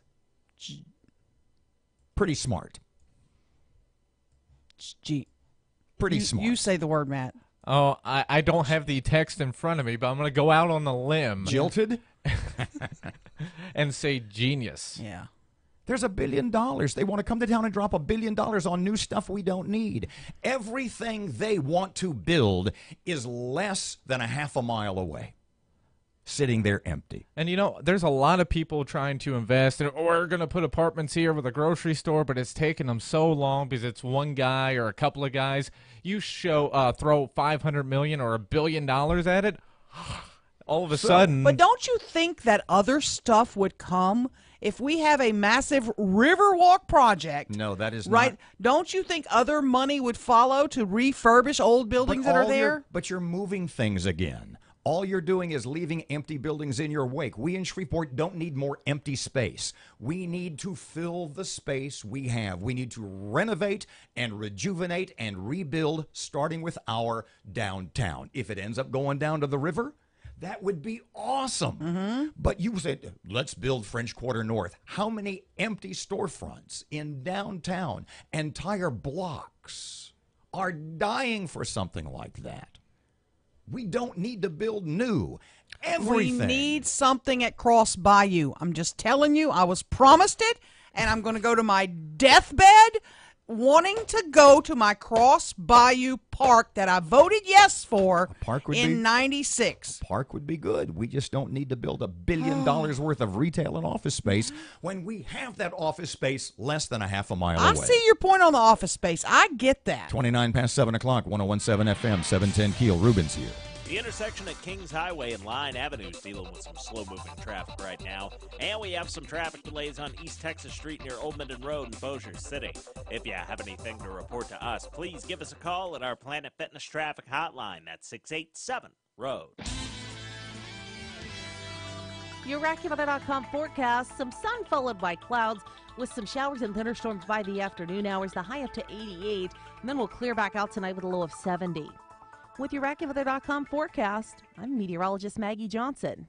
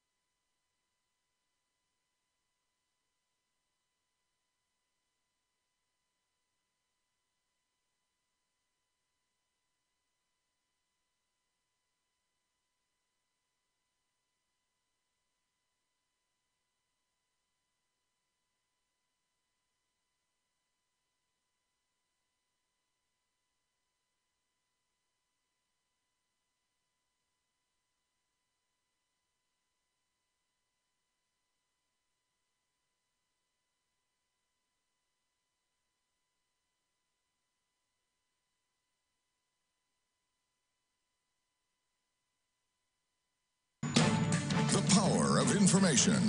KEEL News now. The new director of Caddo Parish Animal Services hits the ground running. Travis Clark telling KEEL News what he's been working on at the local facility. First and foremost, we have to improve upon our policies and procedures and ensure that everyone understands their operational expectations. You can hold people accountable when they've looked at a document, they've signed this document stating that they know this is what is expected of them, and just holding people to a higher standard. Clark also says he wants a much greater digital presence so people can check online to see what animals are up for adoption. The third special session of the year kicks off today. Lawmakers will be talking about what kind of money they want to bring in, if any, to help shore up the budget. Commissioner of Administration Jay Darden says there are lots of options, but the governor wants the half-penny sales tax renewed. House Democratic Caucus Chairman Robert Johnson says the Democrats don't want to see these cuts put in place. There'd be devastation across the state. I think you'd see a tremendous loss of state services and a shuttering of state government across the board. Political analyst Bernie Pensenat says there are many factors that play into the decisions. He says that even though the discussion has been focused on renewing a sales tax that is either a third of a penny or half a penny, there may be discussion of an amount somewhere in between the two. Is there a practical solution between 1/3 and 1/2? We're not talking about a lot of money, but we're talking about principles, and we're talking about the Republicans demanding something in return, especially cutting the budget. The analyst seems fairly optimistic a solution will be met during the third special session. A big house fire left 2 homes damaged and 1 person hurt. A home in the 4900 block of Durham Place caught fire just before 9 last night. The flames were so intense, home next door suffered moderate damage. It took 51 firefighters to bring that blaze under control. One person was taken to the hospital for treatment of smoke inhalation. Bossier police searching for a drive-by shooter. Matt Parker with that. One man is recovering after being shot in a drive-by near the Louisiana boardwalk. According to Bossier City Police, the victim was walking on Montgomery Street around 2 p.m. when a person driving a black Nissan drove by and shot the man. The man was hit in the leg. The shooter fled the scene. At this time, the gunman is still at large. From 101.7 FM and 710 KEEL, I'm Matt Parker. Louisiana in the spotlight in one of Anthony Bourdain's final shows. Food has always tied communities here together. Cajuns traced the roots of their culture and cuisine to a particularly brutal diaspora, followed by a steep learning curve as they adapted to the harsh environment of rural Louisiana. Their culinary traditions are a direct reflection of those days. Last night, CNN aired the Cajun Mardi Gras episode of Bourdain's Parts Unknown. Bourdain visited Mamou, Grand Coteau, and several other Cajun spots. The celebrity chef and TV personality tragically took his own life nearly 2 weeks ago. Authorities in South Texas say at least 5 people are dead, several others hurt after an SUV carrying more than a dozen people during a suspected smuggling operation crashed while fleeing from Border Patrol agents. And an intern at a New York City courthouse brought a fake grenade to work as a joke gift and wound up getting the whole building evacuated. New York PD said the 22-year-old man was entering the Queens courthouse when he triggered alarms at the security screening. I'm Erin McCarty on 101.7 FM and 710 KEEL.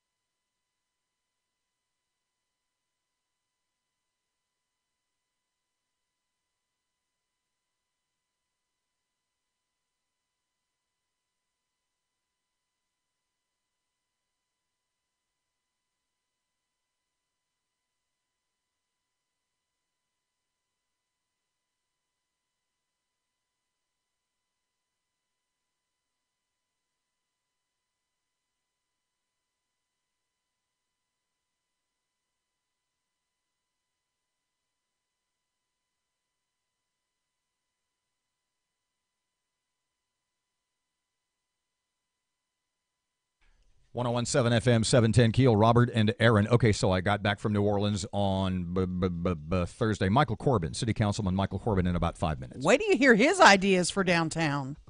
So I played golf. Usually when I go to New Orleans, I play golf one time, and I go play Audubon Park because it's awesome. It's only a par 62, but it is immaculate. It's beautiful. It's a beautiful part of town, too. But I played twice down there, and I went out to English Turn, which is out toward the Belle Chase area.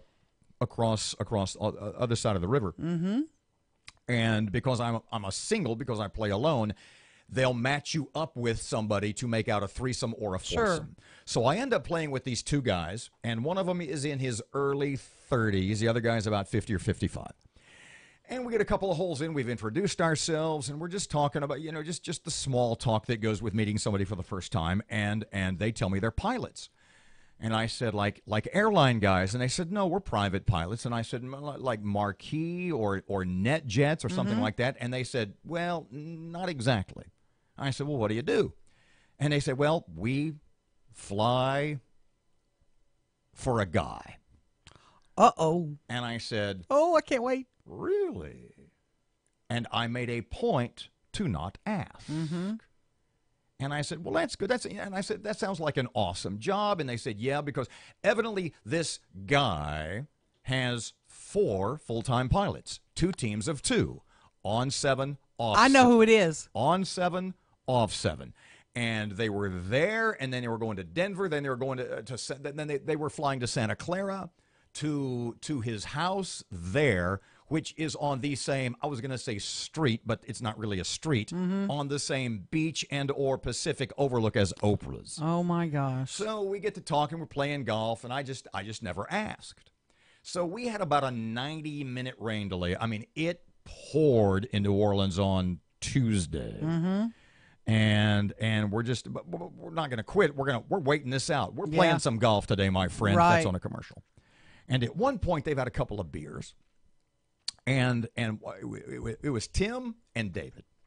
Okay. And Tim and they're talking, and I'm just we're hanging out, and Tim said, Dave and I were just talking. We kind of liked the fact that you didn't ask who it was.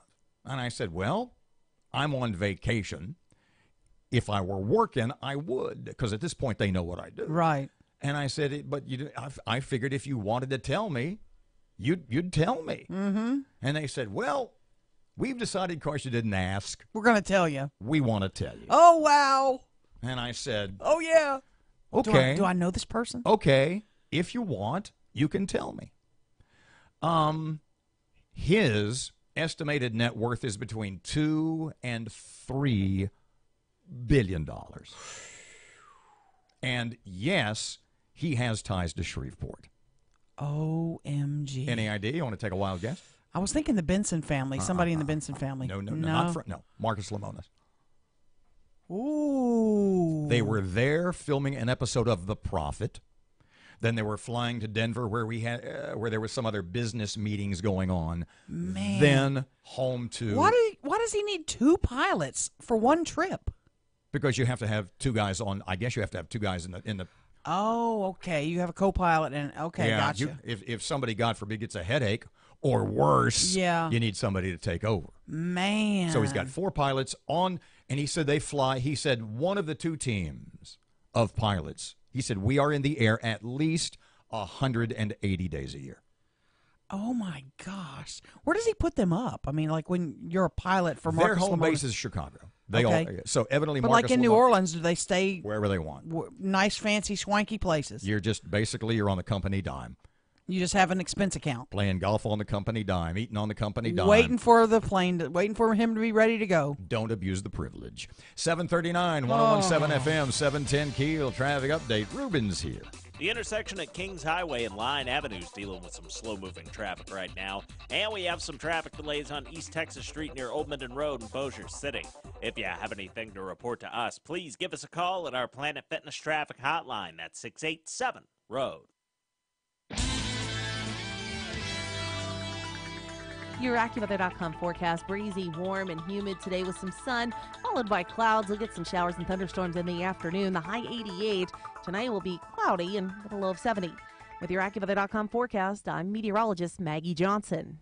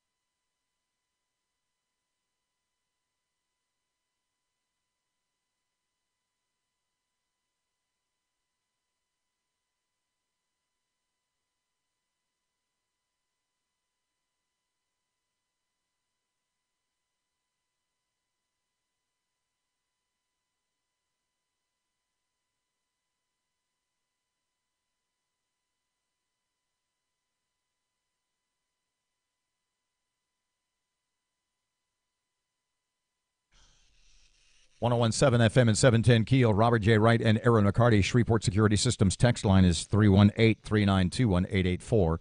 318-392-1884. Michael Corbin, Shreveport City Councilman. Hey, Mr. Mike, welcome back to Keel. How you doing? Good morning, Robert. Welcome back. Thank you very much. Erin says I'm, well, actually, someone even more higher ranking than Erin says that my idea about Cross Bayou, do we really need Cross Bayou? Let's take the $1 billion and renovate downtown. We've got the buildings. We've got the space. It's not like we don't have open area for renovation. She says that's a pretty good idea. You had an op-ed a couple of days ago that sort of touched on the same thing. Tell us about that. Well, yeah, I mean, I think, not talking about Cross Bayou Point specifically, we have a history of doing spot development, just like what you've talked about this morning. let's improve this, let's build this new, and we abandon something else. And I think it's with the changes in the casino rules that the legislature's approved, we ought to take this opportunity to really look at our whole riverfront area and define what it is, make it supportive of the casinos and tourism, and really take a wider angle view of how we want to develop and improve things, and instead of just zooming in on one particular area. You in your piece, and you and I talked about this last week. We just didn't get you on the air. You talk about Expo Hall because now the gambling boats can move to within 1,200 feet of where they currently exist. And you think, we have Expo Hall sitting there. Why don't we think about this? And it would give the city back the riverfront property, essentially, huh? Well, that's true. I mean, Expo Hall is in a lease currently associated with some movie productions. If there's a way to end that lease for both parties involved and make that space available, then that may be a space that could be used for land-based gaming. My concern, and I've said this many times, I've said it to the mayor more than once, I'm concerned because our casinos are somewhat landlocked as opposed to the casinos on the other side of the river. And I want them to have every opportunity to take advantage of this change in the rules and keep the gaming revenue flowing to the city of Shreveport. You also wrote in your piece that you've long thought that existing development along Clyde Fant from Lake Street to Caddo has suffered, and I'm quoting you here, from singular vision as monies were available for a specific project and not a cohesive vision for the entire area. I know that's something we've talked about a little bit this morning. What do we know about what the riverboats want to do yet? Do we know anything? Well, I don't think that we do. I think that they have kept their plans, close to their chest for business purposes, and they needed to see that this legislation was going to make it through and be signed by the governor. Now that it has, if there have been some talks with the mayor's office, certainly that's not been shared with council members of the public yet, and I would hope there has been some initial conversations.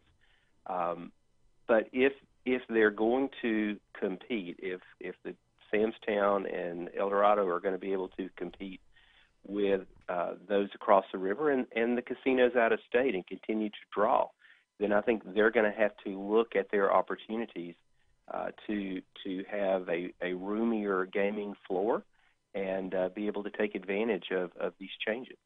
You also talk about other uses for the Riverview Theater and the Cyport building. Tell me about some of those proposals, some of those, at least idea starters, right?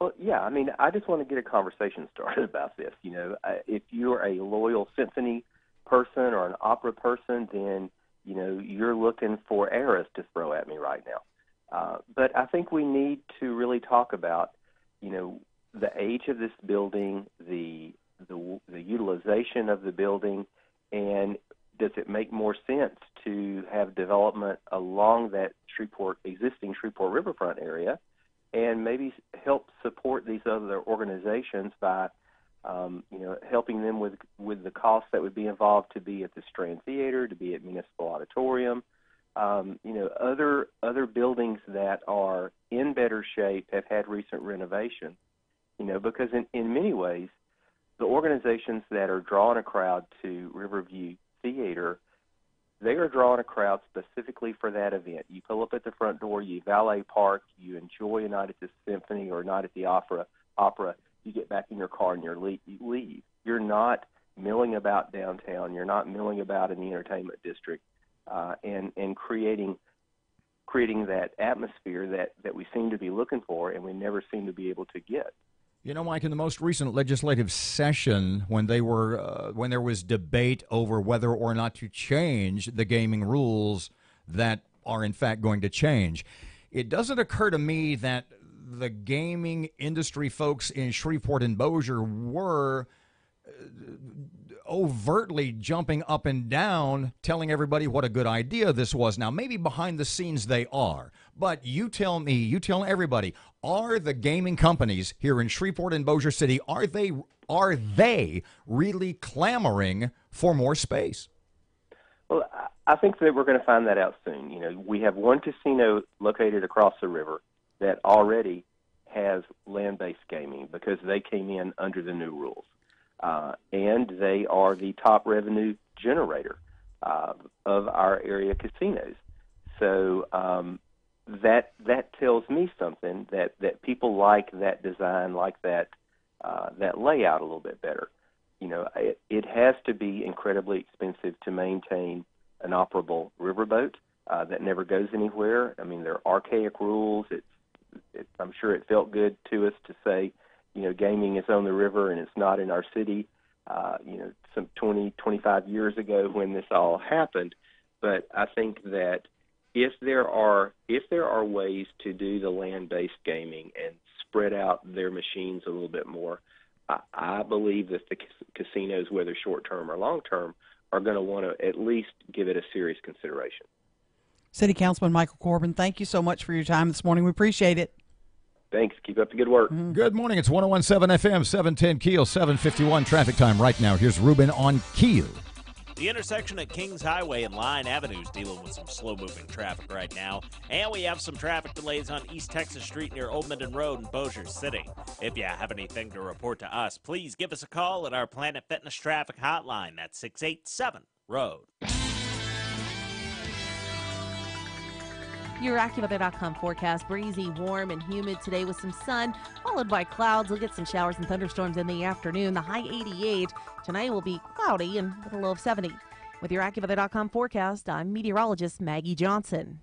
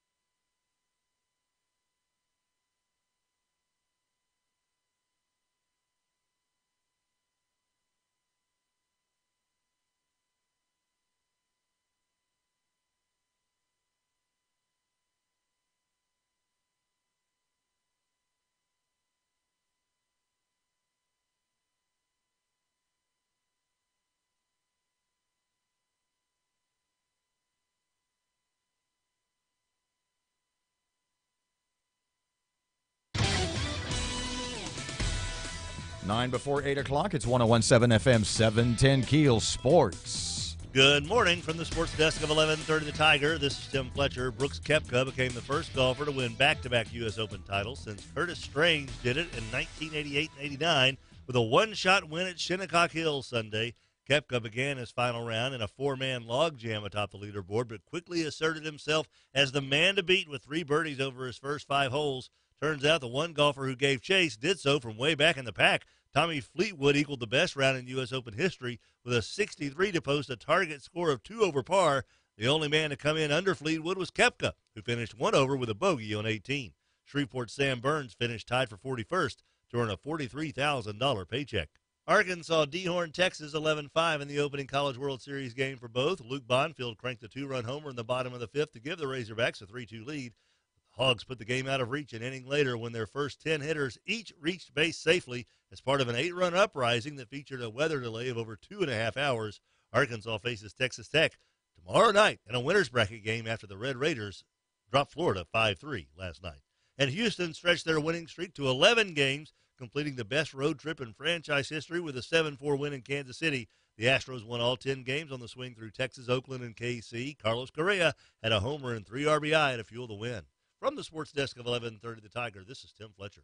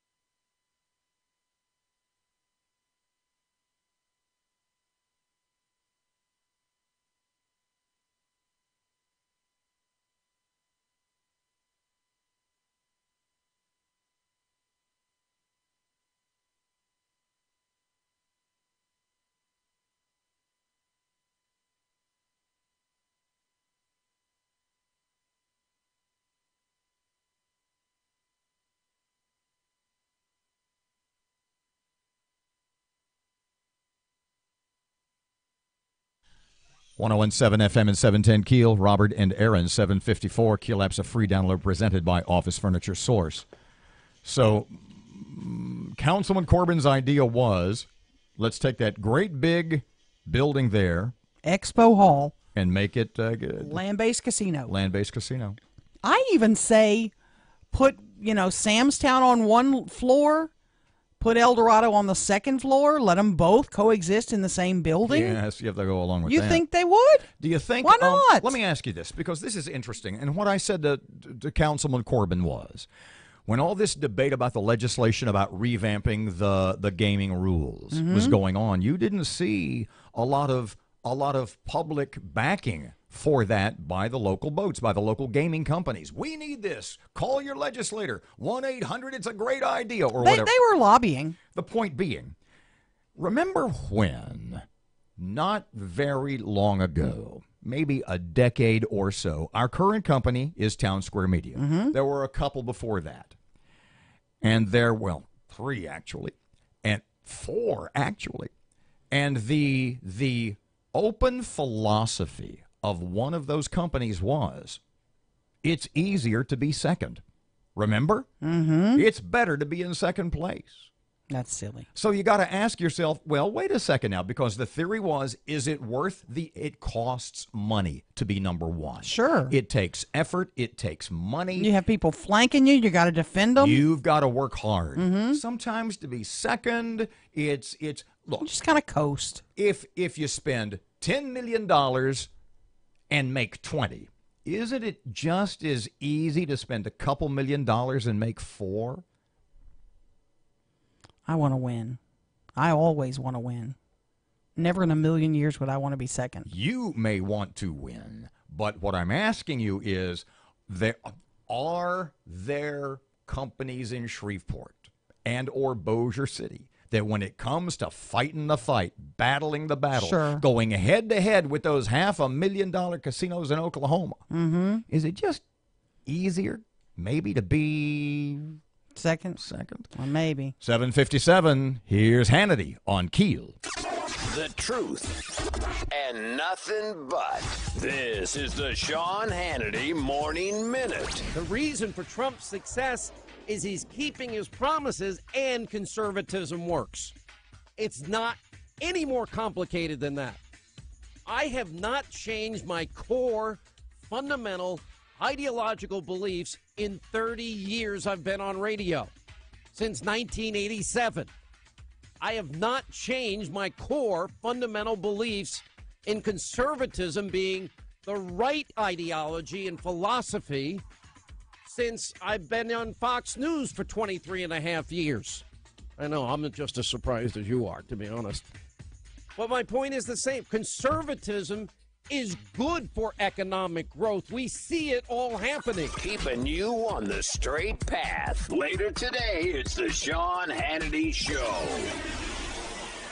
Are you putting your retirement savings in a 401k, IRA, or investment account? Then I have one word of advice. Stop. Many experts warn of a stock market crash any day now. And if it's anything like the last 2 crashes, you could lose 50% or more of your hard-earned savings in the Wall Street casino. Can you afford to lose half of your retirement savings again? Hey, you don't have to lose a penny because there's a better, safer way to save for retirement. And you can learn all about it in a free report. This is the report Wall Street and big banks desperately hope you never see. Why? Because this method continues to grow your money even when the market tumbles. It lets you take back control of your money and finances, and it gives you penalty-free access to your savings. Plus, it beats the pants off any 401k or IRA. These are uncertain times, so get the information you need today to guarantee your retirement security. To get this free report, go to bankonyourself.com right now. That's bankonyourself.com. Bankonyourself.com. 1017 FM, 710 Keel. Don't forget about the Keel app. It's a free download presented by Office Furniture Source.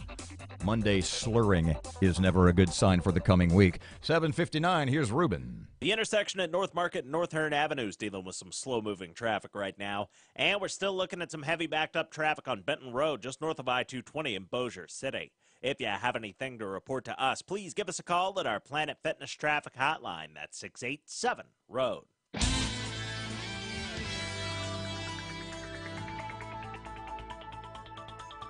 Your AccuWeather.com forecast: breezy, warm, and humid today with some sun, followed by clouds. We'll get some showers and thunderstorms in the afternoon. The high 88. Tonight will be cloudy and with a low of 70. With your AccuWeather.com forecast, I'm meteorologist Maggie Johnson. Breaking news and trending talk. This is 101.7 FM and 710 KEEL. KEEL, Shreveport.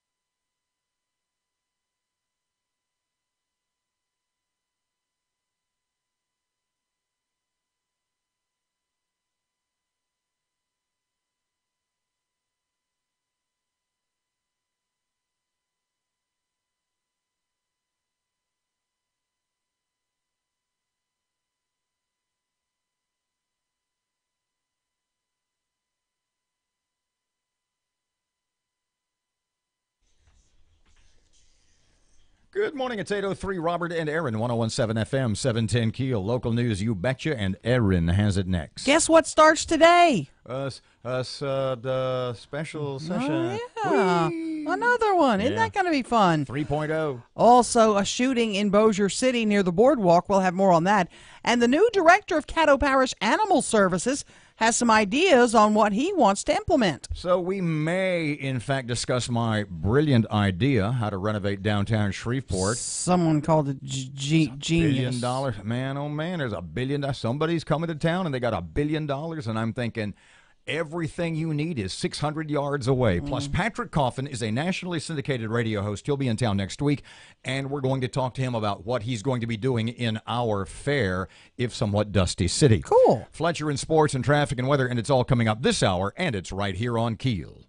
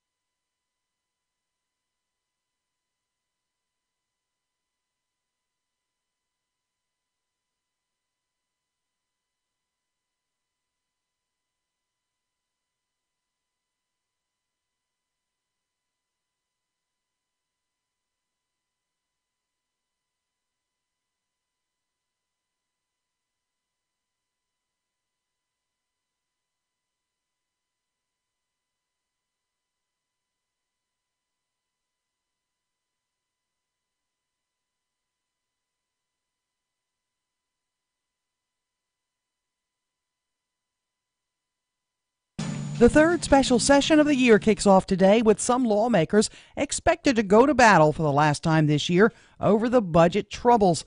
Commissioner of Administration Jay Darden says passing the half-penny sales tax renewal will be the focus because it fully funds government. The only way to resolve it's to enact the fifth penny, which results in more than a $500 million savings to the taxpayers of Louisiana based upon what they're paying right now. The half-penny sales tax came just 7 votes short of passage on the last night of the previous session. Now, political analyst Bernie Pincinat says there are many factors that play into lawmakers' decisions. Is there something in it for these legislators? If they vote for this, will they face problems in their reelection? If they vote for this, will they be granted favorite status as far as the governor and what he can do for them? He's optimistic a solution will be met during the session, but says there's always a possibility more stalling could occur. Late-night fire causes major damage. Matt Parker with that. A big house fire left 2 homes damaged and 1 person injured. According to the Shreveport Fire Department, a home in the 4900 block of Durham Place caught fire just before 9 p.m. Sunday night. The flames were so intense, the home next door suffered moderate damage. It took 51 firefighters to bring the blaze under control. Both residents from the home were able to escape, but one was taken to the hospital for treatment for smoke inhalation. The fire remains under investigation. From 101.7 FM and 710 KEEL, I'm Matt Parker. One man recovering after being shot in a drive-by shooting near the boardwalk. According to Bossier Police, the victim was walking on Montgomery Street when a person driving a black Nissan drove by and shot the man. The man was hit in the leg. The shooter fled the scene. The gunman still at large. The new director of Caddo Parish Animal Services hits the ground running. Travis Clark telling KEEL News a priority is an online presence. We have more animals online right now than there have been in the past, and we're working diligently to ensure that the stray animals are posted online as well, to increase the foot traffic here because, we need the foot traffic to increase the adoptions. Clark says he's also implementing a much better accountability program to make sure all employees know what's expected. The second phase for Shreveport's new bus system now open. The city held a ribbon-cutting ceremony for the new Sportran facility on St. Vincent Avenue. The new hub offers additional routes, public restrooms, and a community policing office. Louisiana in the spotlight in one of Anthony Bourdain's final shows. One of the final episodes of his show Parts Unknown aired last night on CNN. The episode was called Cajun Mardi Gras. The thundering hooves of many horses. The sound of 1,000 beer cans popping open. And music. Always music. Bourdain visited Mamou, Grand Coteau, and several other spots in Cajun country. The celebrity chef and TV personality tragically took his own life nearly 2 weeks ago. The emotional policy of separating children from their parents is starting to divide Republicans as Democrats have turned up the pressure. Former First Lady Laura Bush called the policy cruel and immoral, while GOP Senator Susan Collins and a former advisor to President Donald Trump said he thought the issue was going to hurt the president at some point. McDonald's phasing out plastic straws at all its locations in the United Kingdom and Ireland, while it looks to phase in an alternative to plastic straws in some of its U.S. restaurants later this year. I'm Erin McCarty on 101.7 FM and 710 KEEL.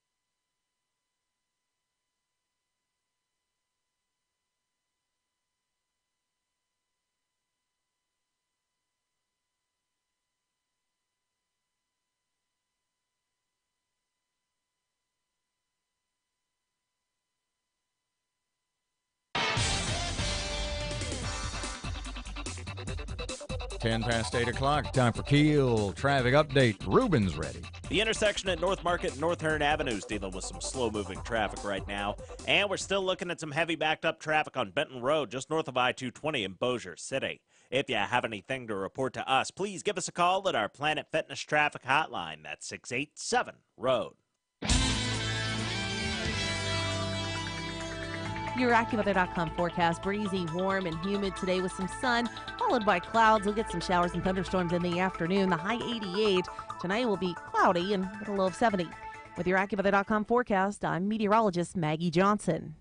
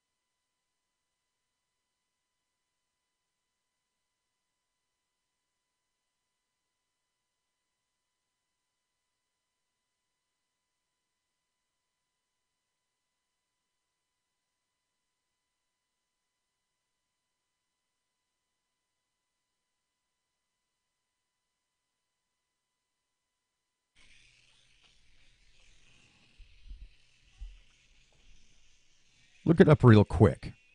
See if it is Bob Lee Swagger. Bob Lee, Don Lee. I think it is Bob Lee. 1017 FM, 710 KEEL, Robert and Erin 12. Have you ever seen the movie Shooter with Mark Wahlberg? No. It's awesome. Is it? It's really awesome. It's basically a conspiracy theory movie, and everything turns out to be true. And it's just, it's this. Is there blood and violence? Yeah, no, not really. No. I don't like that no, stuff. I mean, kind of, but not anything that, no, not like, ew. You know, not like, no. You know what I just found out? There's an entire series of books based on Bob Lee the Nailer Swagger. No, I didn't know that. Yeah, there's 10 of them. Oh, my. So it's Bob Lee Swagger. That was his character. If you've seen the movie, it's awesome. Let me recommend it highly. The point being that Bob Lee Swagger is a former Marine sniper who lives off the grid. What does he call himself? Not a cracker. Something lives by himself in the woods. And he's got nothing to do with anything, and they try to frame him. These guys, this government, the intelligence tries to frame him for an assassination attempt. Now, the reason I told you that is, A, because it's an awesome movie and you should watch it and you love it. Okay. Ned Beatty, Danny Glover, a whole bunch of guys are in it. But B is, when I'm on vacation, I'm as off the radar as Bob Lee Swagger. Sure. I don't watch TV. I don't listen to radio. Pay attention to I anything. don't read a thing other than like sports stuff, maybe. The point being, when I was leaving town, when I was headed out of town last Monday morning, I guess late in the morning. No, it was earlier than that because you were still on the radio. So I was doing a little running around a week ago, and I accidentally, against my Bob Lee Swagger theory of life, I was listening to a little bit of you and Dan KEEL on the radio here. And you were having not your argument so much, but it's the discussion you and I basically have, and you were talking about Kim Jong-un and what I call your moral relativity argument, right? I.e., why shouldn't Iran have nuclear weapons? They think we're the bad guys. Yes. Why shouldn't have Korea have nuclear weapons? Right. They think we're the bad guys. And every time we have that, I want to bang my head against the windshield of my car. Sure. And so I was thinking, maybe when I come back, we can kind of put this to rest once and for all. First of all, would you concede to me that there is evil in the world? Of course. And you would concede to me that at some point it is imperative that good people stand up to the evil people in the world. Sure. But they think we're the bad guy. Of course, they don't like us. Why shouldn't Iran have nuclear weapons? Why shouldn't they have North Korea? They think we're the bad guy. Who are we to say they're bad? You know who Neville Chamberlain was? Of course, the British Prime Minister. Yes, who kept saying basically Hitler. Why should we get involved? Right. How bad is he? He thinks we're the bad guy as he invaded the Sudetenland and eventually took over all of Europe all the way to the English Channel. But why can we have them, but no one else? Why is it okay if it's such a horrible weapon? Why don't we get rid of them too? Do you understand? Would you concede to me there is evil in the world? We already went through this, yes. But you will not concede to me that evil people may not. It may not be the best idea that evil people have nuclear weapons. Absolutely, I agree. So let's go here. Let's make this micro. Okay. Let's say one day you come out of the grocery store. You're walking across the parking lot pushing your cart. And there's a guy in the parking lot with a stick. And he's hitting a dog. Bam. Bam. Oh. Okay? Bad guy. And you come up and go, dude, what the hell? You're hitting the dog with the stick. Why are you doing that? Stop. And he looks at you and says, I'm training the dog. And you say, no, you're hitting the dog with the stick. Bam. And he says, no. That's how I train my dog. That's how my daddy taught me to train dogs. That's how his daddy taught him how to train dogs. I'm not abusing the dog. I'm training the dog. I know how to train a dog. I'm right. You're wrong. Mind your own business, yeah. Who are you? Bam. Bam. Who are you to tell him not to train that dog his way? Well, he's in my country, in my neighborhood. He's not in his own country, in his own world, where he thinks things are different. And I know people please don't email and text me saying that, I support Kim Jong. No, he's a devil. He's a killer. So he's a brutal man. Do you understand that just maybe, given the vast circumstantial evidence that Kim Jong-un and before him his father imprisoned, they tortured, beat the dogs, yes. Starved, yes, and killed his own population. Why are we the ones in the world that always seem to have to be the ones who spend the money, who try to make peace, who try to be the good guys? Why is it so important that the United States of America, why isn't it France doing this? Why isn't it Germany telling him to get rid of his why isn't it Great Britain over there telling North Korea to, why is it us? Why do I foot the bill to be the peacemaker in the world? Now that's why? an interesting point you just made, because you're going off in a different direction. This is like the Greg Tarver soundbite we always play. Unintentional honesty or shining an unintentional light on the truth. Right. What do you think Donald Trump is all about? Oh, I agree. He's saying, hey, why don't you guys do your share?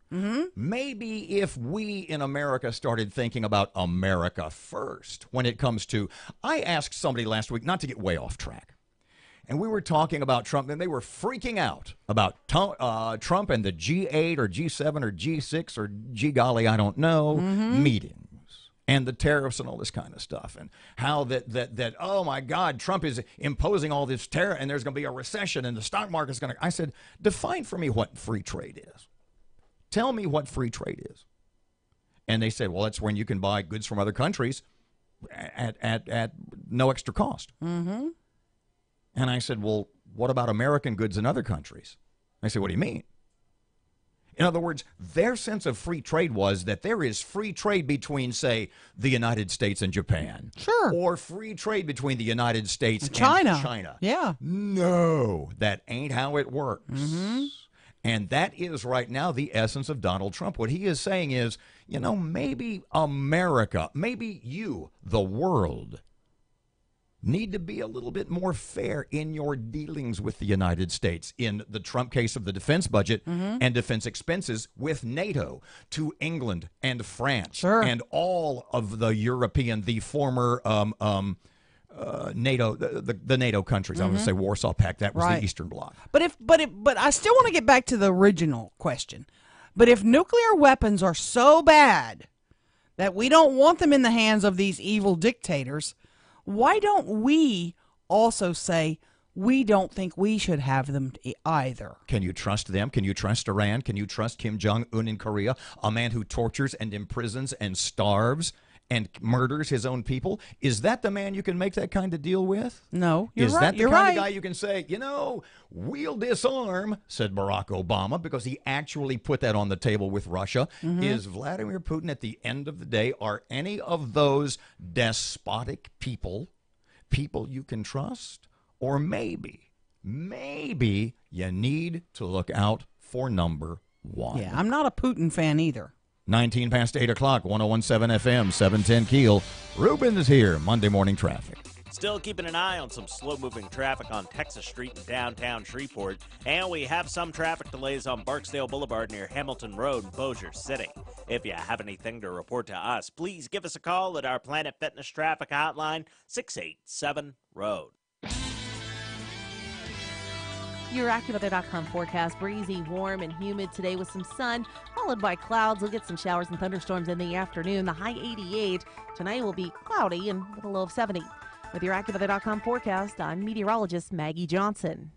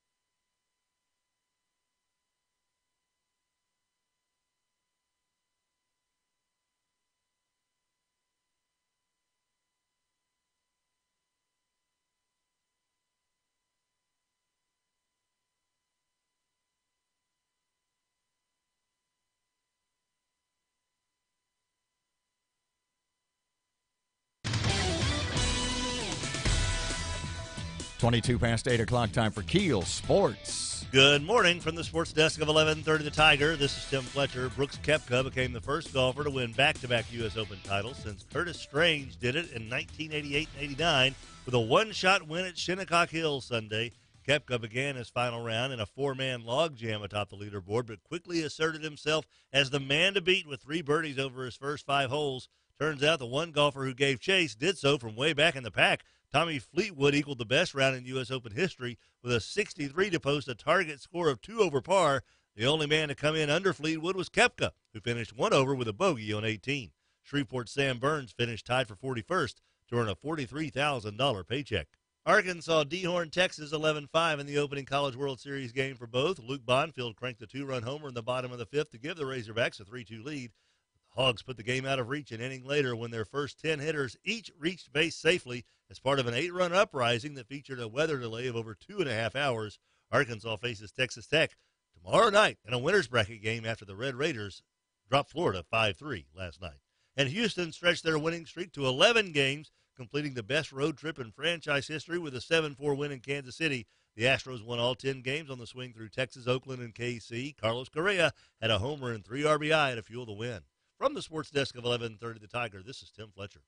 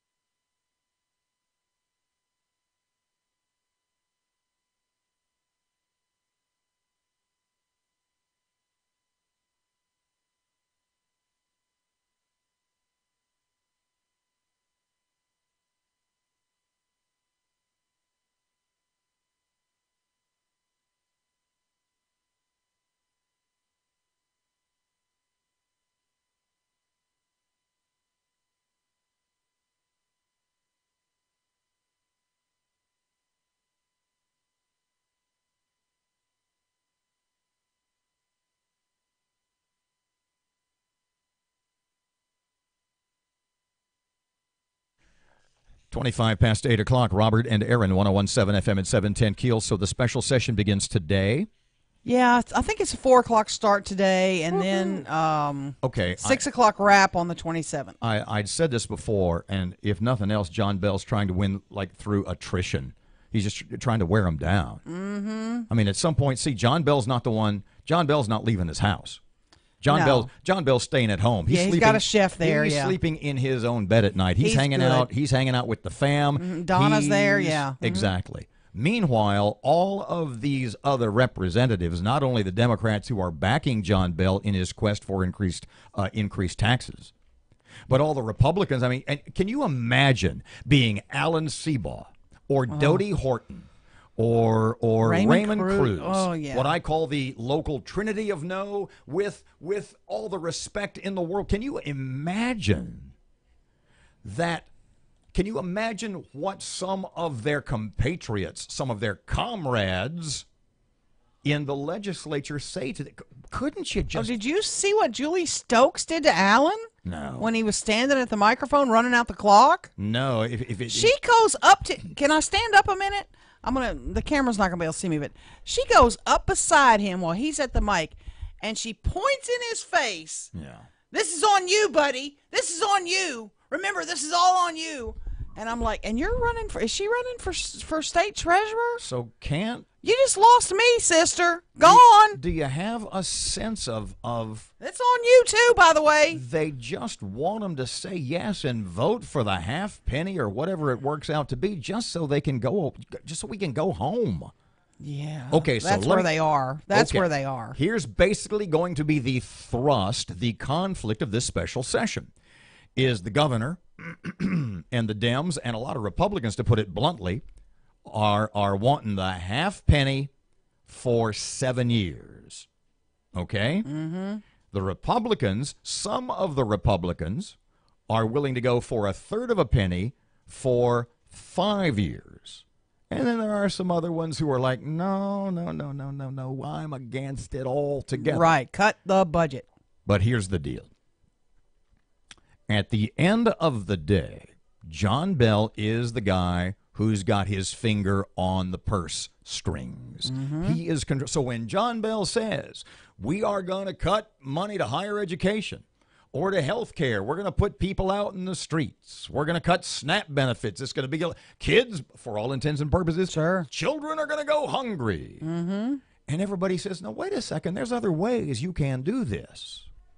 John Bell is going, well, maybe yeah, maybe no. Right. But I'm the guy in charge here, and I'm telling you, if you don't give me that half penny, if you don't give me that 7 year, here's what I'm going to do. I'm going to cut out the SNAP program. You can show me all the evidence to the contrary you want. You can show me all the plans of your own.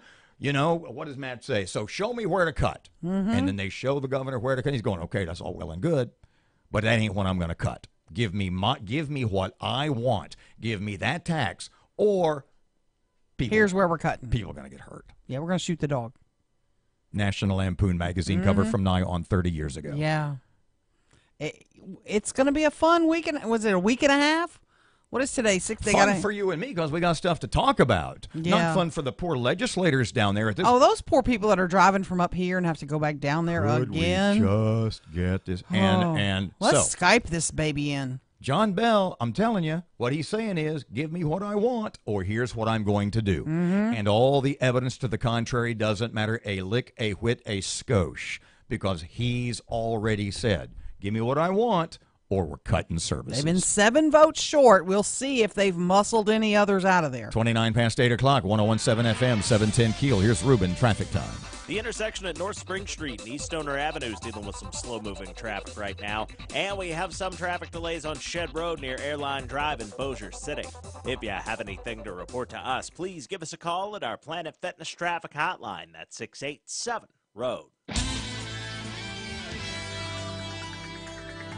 Your AccuWeather.com forecast, breezy, warm, and humid today with some sun, followed by clouds. We'll get some showers and thunderstorms in the afternoon. The high 88. Tonight will be cloudy and with a low of 70. With your AccuWeather.com forecast, I'm meteorologist Maggie Johnson.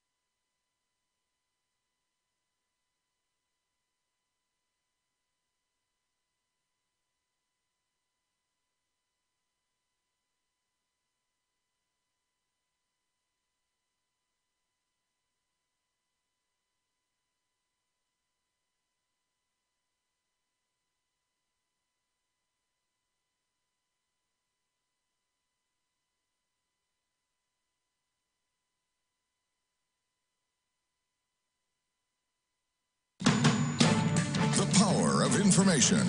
KEEL News now.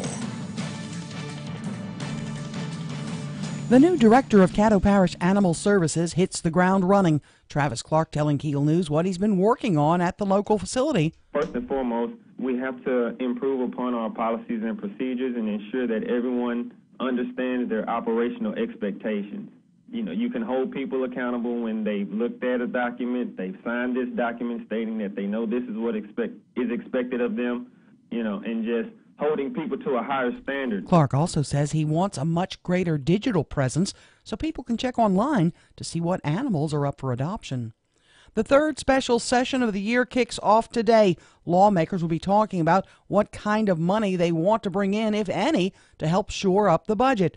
Commissioner of Administration Jay Darden says there are lots of options, but the governor wants the half-penny sales tax renewed. House Democratic Caucus Chairman Robert Johnson says the Democrats don't want to see these cuts put in place. There'd be devastation across the state. I think you'd see a tremendous loss of state services and a shuttering of state government across the board. Political analyst Bernie Pensenat says there are many factors that play into the decisions. He says that even though the discussion has been focused on renewing a sales tax that is either a third of a penny or half a penny, there may be discussion of an amount somewhere in between the two. Is there a practical solution between 1/3 and 1/2? We're not talking about a lot of money, but we're talking about principles, and we're talking about the Republicans demanding something in return, especially cutting the budget. The analyst seems fairly optimistic a solution will be met during the third special session. A big house fire left 2 homes damaged and 1 person hurt. A home in the 4900 block of Durham Place caught fire just before 9 last night. The flames were so intense, home next door suffered moderate damage. It took 51 firefighters to bring that blaze under control. 1 person was taken to the hospital for treatment of smoke inhalation. Bossier police searching for a drive-by shooter. Matt Parker with that. 1 man is recovering after being shot in a drive-by near the Louisiana boardwalk. According to Bossier City Police, the victim was walking on Montgomery Street around 2 p.m. when a person driving a black Nissan drove by and shot the man. The man was hit in the leg. The shooter fled the scene. At this time, the gunman is still at large. From 101.7 FM and 710 KEEL, I'm Matt Parker. Louisiana in the spotlight in one of Anthony Bourdain's final shows. Food has always tied communities here together. Cajuns trace the roots of their culture and cuisine to a particularly brutal diaspora, followed by a steep learning curve as they adapted to the harsh environment of rural Louisiana. Their culinary traditions are a direct reflection of those days. Last night, CNN aired the Cajun Mardi Gras episode of Bourdain's Parts Unknown. Bourdain visited Mamou, Grand Coteau, and several other Cajun spots. The celebrity chef and TV personality tragically took his own life nearly 2 weeks ago. Authorities in South Texas say at least 5 people are dead. Several others hurt after an SUV carrying more than a dozen people during a suspected smuggling operation crashed while fleeing from Border Patrol agents. And an intern at a New York City courthouse brought a fake grenade to work as a joke gift and wound up getting the whole building evacuated. New York PD said the 22-year-old man was entering the Queens courthouse when he triggered alarms at the security screening. I'm Erin McCarty on 101.7 FM and 710 KEEL.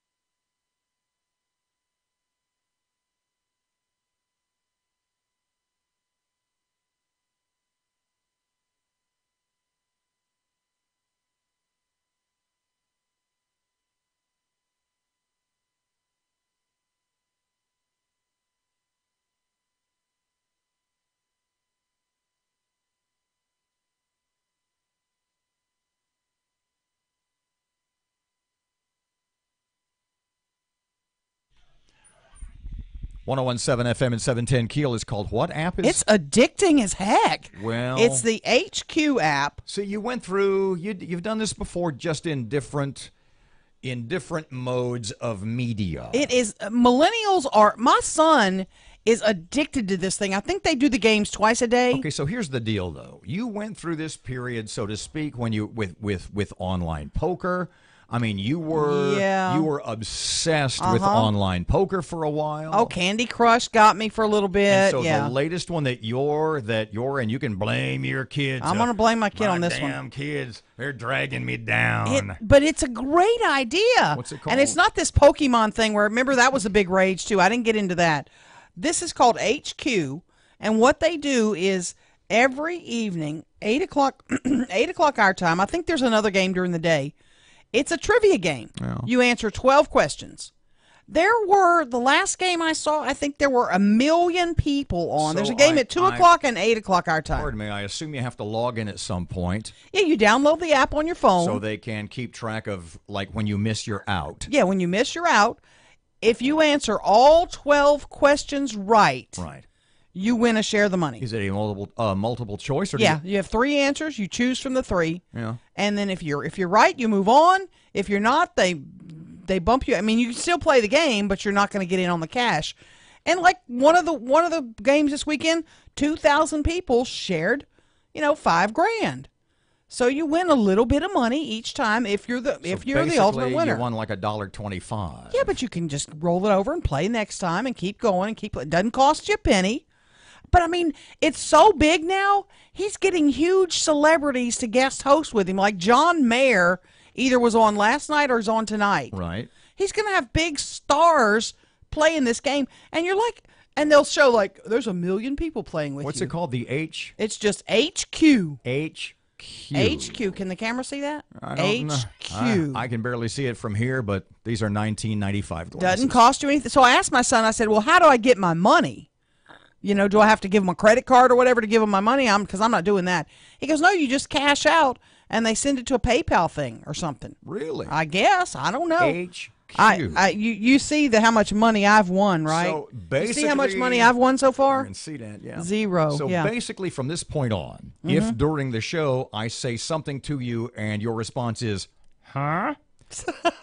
We can blame it on the HQ app. Yeah. And circuitously, your son. Mm-hmm. Patrick Coffin is a radio host, nationally syndicated, the host of the Patrick Coffin Show. He's coming to town next week. Read the topic at the top of the page. We're going to talk. He's coming up next. We're going to talk about this. Mm-hmm. I'm not on that I've at got the it moment. right here. You read it. Contraception as a gateway drug to porn. Ooh. That's sort of it's taking a big bite right there. Let's see what he has to say about that in just a couple of seconds. Coming up next on Keel. Traffic update. Here's Ruben. Still keeping an eye on some slow-moving traffic on Texas Street in downtown Shreveport. And we have some traffic delays on Barksdale Boulevard near Hamilton Road in Bossier City. If you have anything to report to us, please give us a call at our Planet Fitness Traffic Hotline, 687-ROAD. Your AccuWeather.com forecast, breezy, warm, and humid today with some sun, followed by clouds. We'll get some showers and thunderstorms in the afternoon. The high 88. Tonight will be cloudy and with a low of 70. With your AccuWeather.com forecast, I'm meteorologist Maggie Johnson.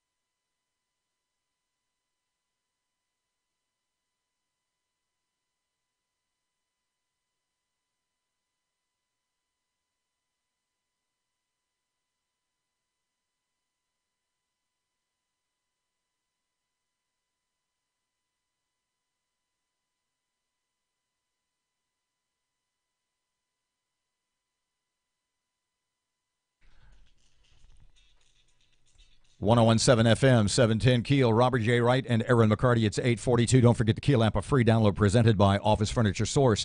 Patrick Coffin is formerly a nationally syndicated radio host on Catholic Answers. Now you can hear the Patrick Coffin Show podcast at coffinnation.com. And he is coming to Shreveport 1 week from tonight at St. John Bergman's, which we will discuss in just a second. Hey, Mr. Patrick, welcome to Keel. Thank you for taking time. Well, it's great to be with you. Thanks for having me. Okay, so the topic of your talk next Monday is no birth control, no birth and no control, contraception as a gateway drug to porn. Now, given the social acceptance of contraception, even within the Catholic Church, the acceptance of contraception and the growing acceptance of pornography, you're taking a pretty big bite here. Tell us how you're going to do that. A large great white shark bite. Yes, indeed. Yeah, I'm definitely going against the grain and a little bit upstream, as the Catholic Church has done for about 2,000 years and counting, as far as subverting what most people think of as healthy for people and what most people think of as rational and sane. I'm a classic raised, rebelled, returned Catholic. So I not too many years ago, I would have been on the other side of the fence on this. And the reason I'm connecting acceptance of contraception with the acceptance of porn and other social evils is that the fundamental thing at play here is whether or not love and life belong together in a sex act. If you can theoretically separate sexual congress, sexual union, from conception, then the logic is very inexorable. Sigmund Freud, who was an atheist, the father of psychoanalysis, believed that it was the mark of sexual perversion whenever conception or reproduction was set aside as an aim. So he sort of understood from a decidedly non-Catholic point of view that birth control, as it was initially called, is not so good for the human person because it represents a disorder. And he came to that conclusion from studying the patients that he saw in Europe over 100 years ago. Mahatma Gandhi was not a Catholic, the Hindu nonviolence resistance leader.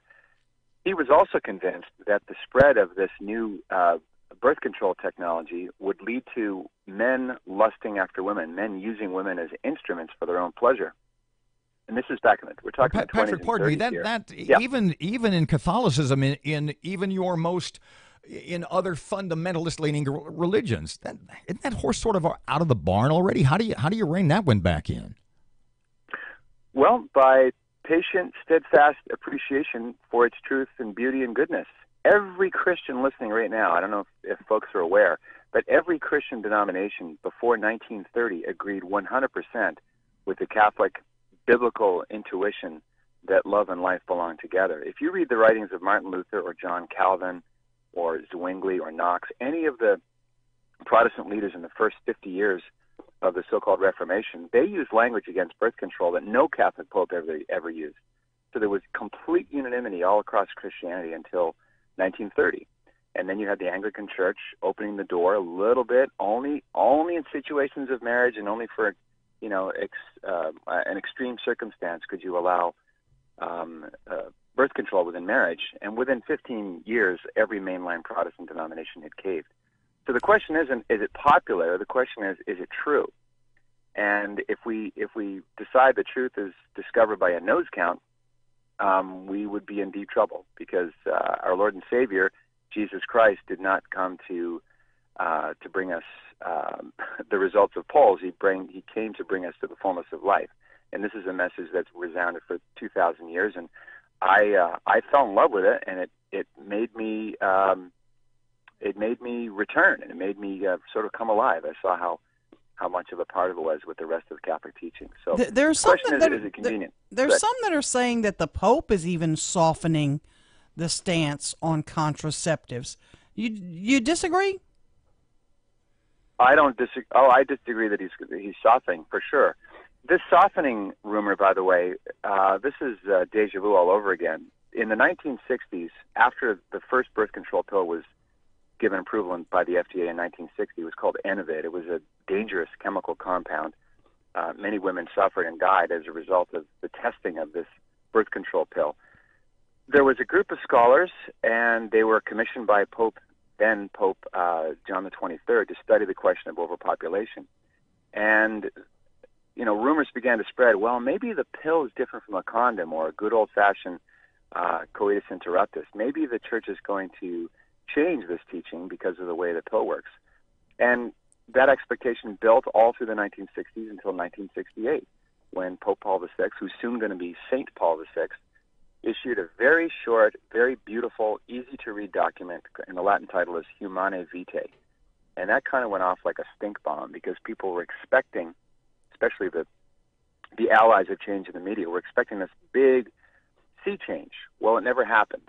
He stayed faithful to the sacred tradition, and he made predictions in 1968 that have really vindicated him as a prophet. But Patrick, pardon me, as the topic of your talk here, contraception as a gateway drug to porn, I would imagine, like I said, in 21st century America, that's not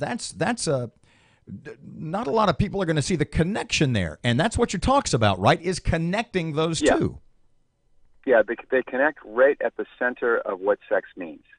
If sex means anything that you or I say it means, or means nothing at all, then there's no sexual expression that could be called immoral.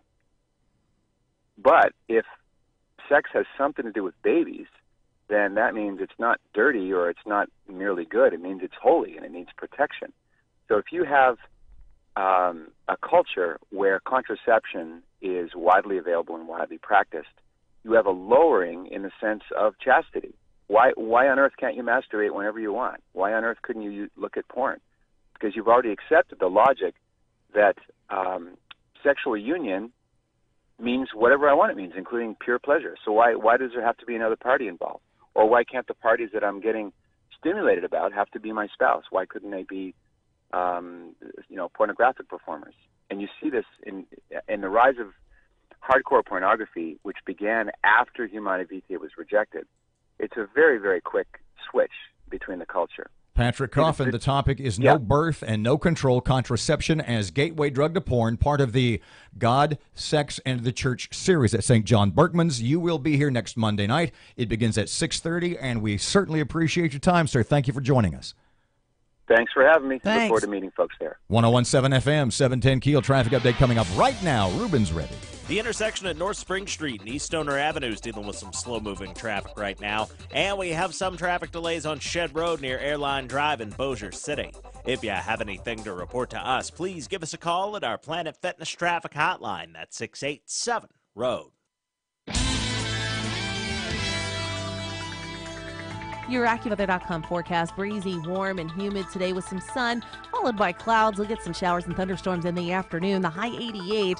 Tonight will be cloudy and with a low of 70. With your AccuWeather.com forecast, I'm meteorologist Maggie Johnson.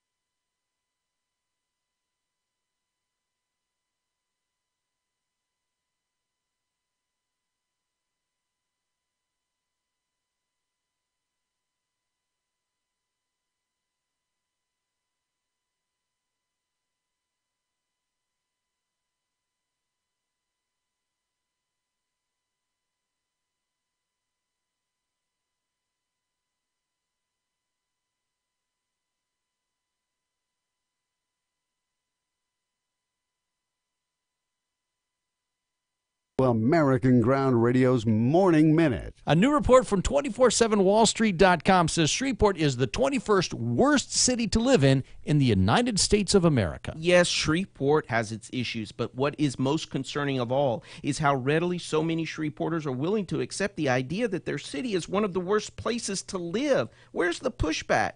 Maybe it's just that too many Shreveporters believe they don't deserve or shouldn't expect anything better. But guess what? When we don't feel we deserve better, We elect leaders who treat us as if we don't. Maybe it's time for Shreveport to stop comparing ourselves to others and start comparing ourselves to what we could be. American Ground Radio, where building a better America begins with building a better us. Return each weeknight from 6 to 7 p.m. with Louis R. Avalone and Stephen Parr on 101.7 FM and 710 KEEL and streaming live at KEELnews.com.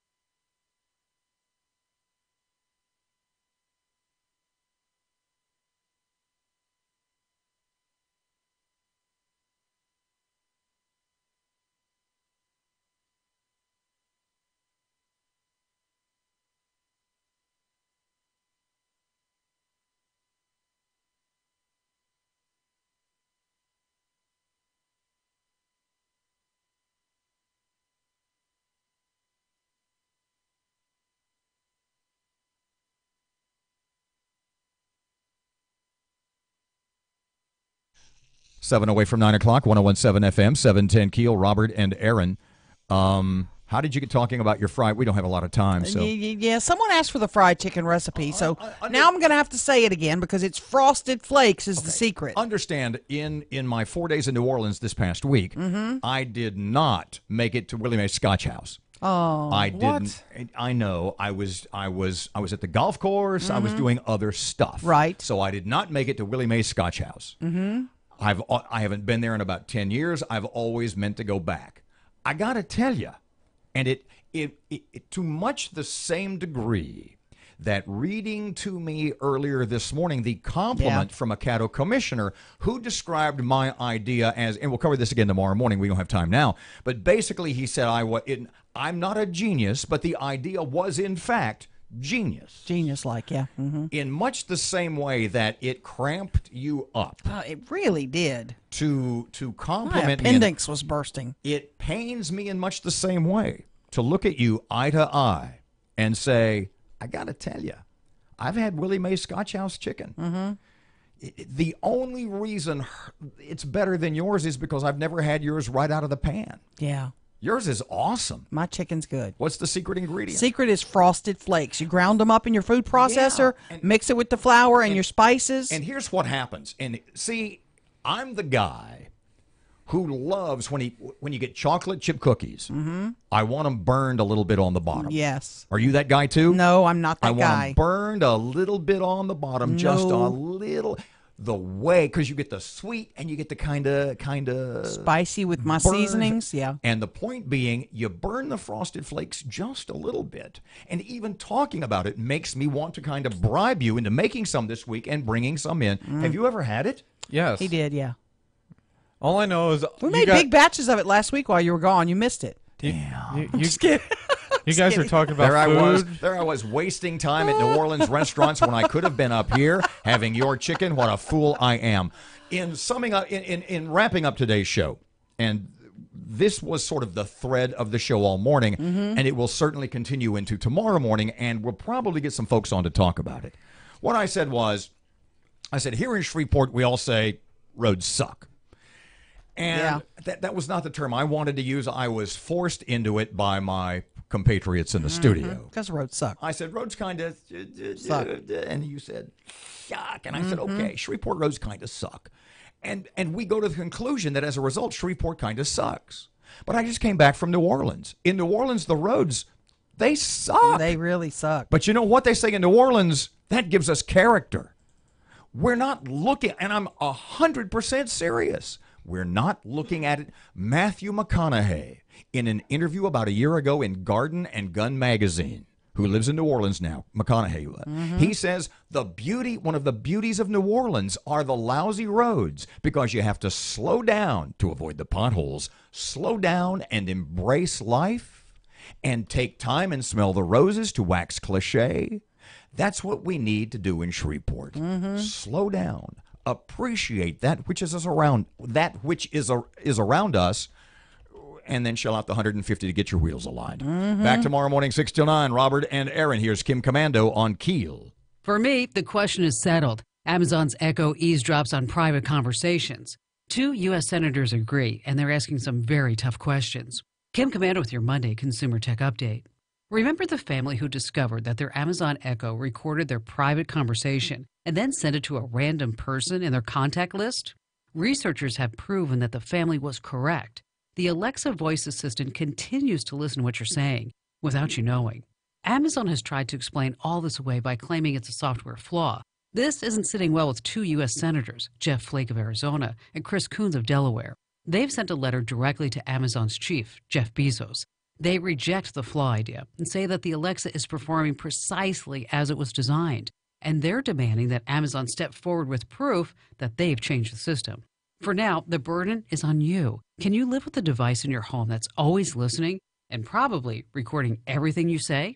I'm Kim Commando. 101.7 FM and 710 KEEL. 99% done at the house, but I had some electrical things that needed to be done. Gotta wire the chair. So I have an electrician scheduled to come in. Don't even start grinning yet. I'm sorry, I'm just thinking. You know where it's going, No, probably. I have no There's idea. about 3 possibilities, and all of them are bad. Well, I'm thinking about just... I'm so embarrassed. She's talking about all this electrical work, and I'm thinking about christening her house the Green Mile. Start your day with Robert and Erin in the morning. 101.7 FM and 710 KEEL. 101.7 FM, 710 KEEL. Robert and Erin, it's 8:59. Ooh, time to go. But before Fox News, one more look at traffic.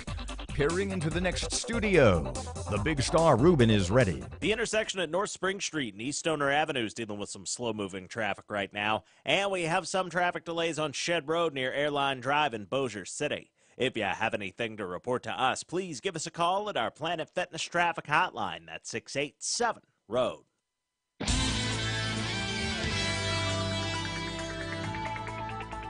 Your AccuWeather.com forecast: breezy, warm, and humid today with some sun, followed by clouds. We'll get some showers and thunderstorms in the afternoon. The high 88.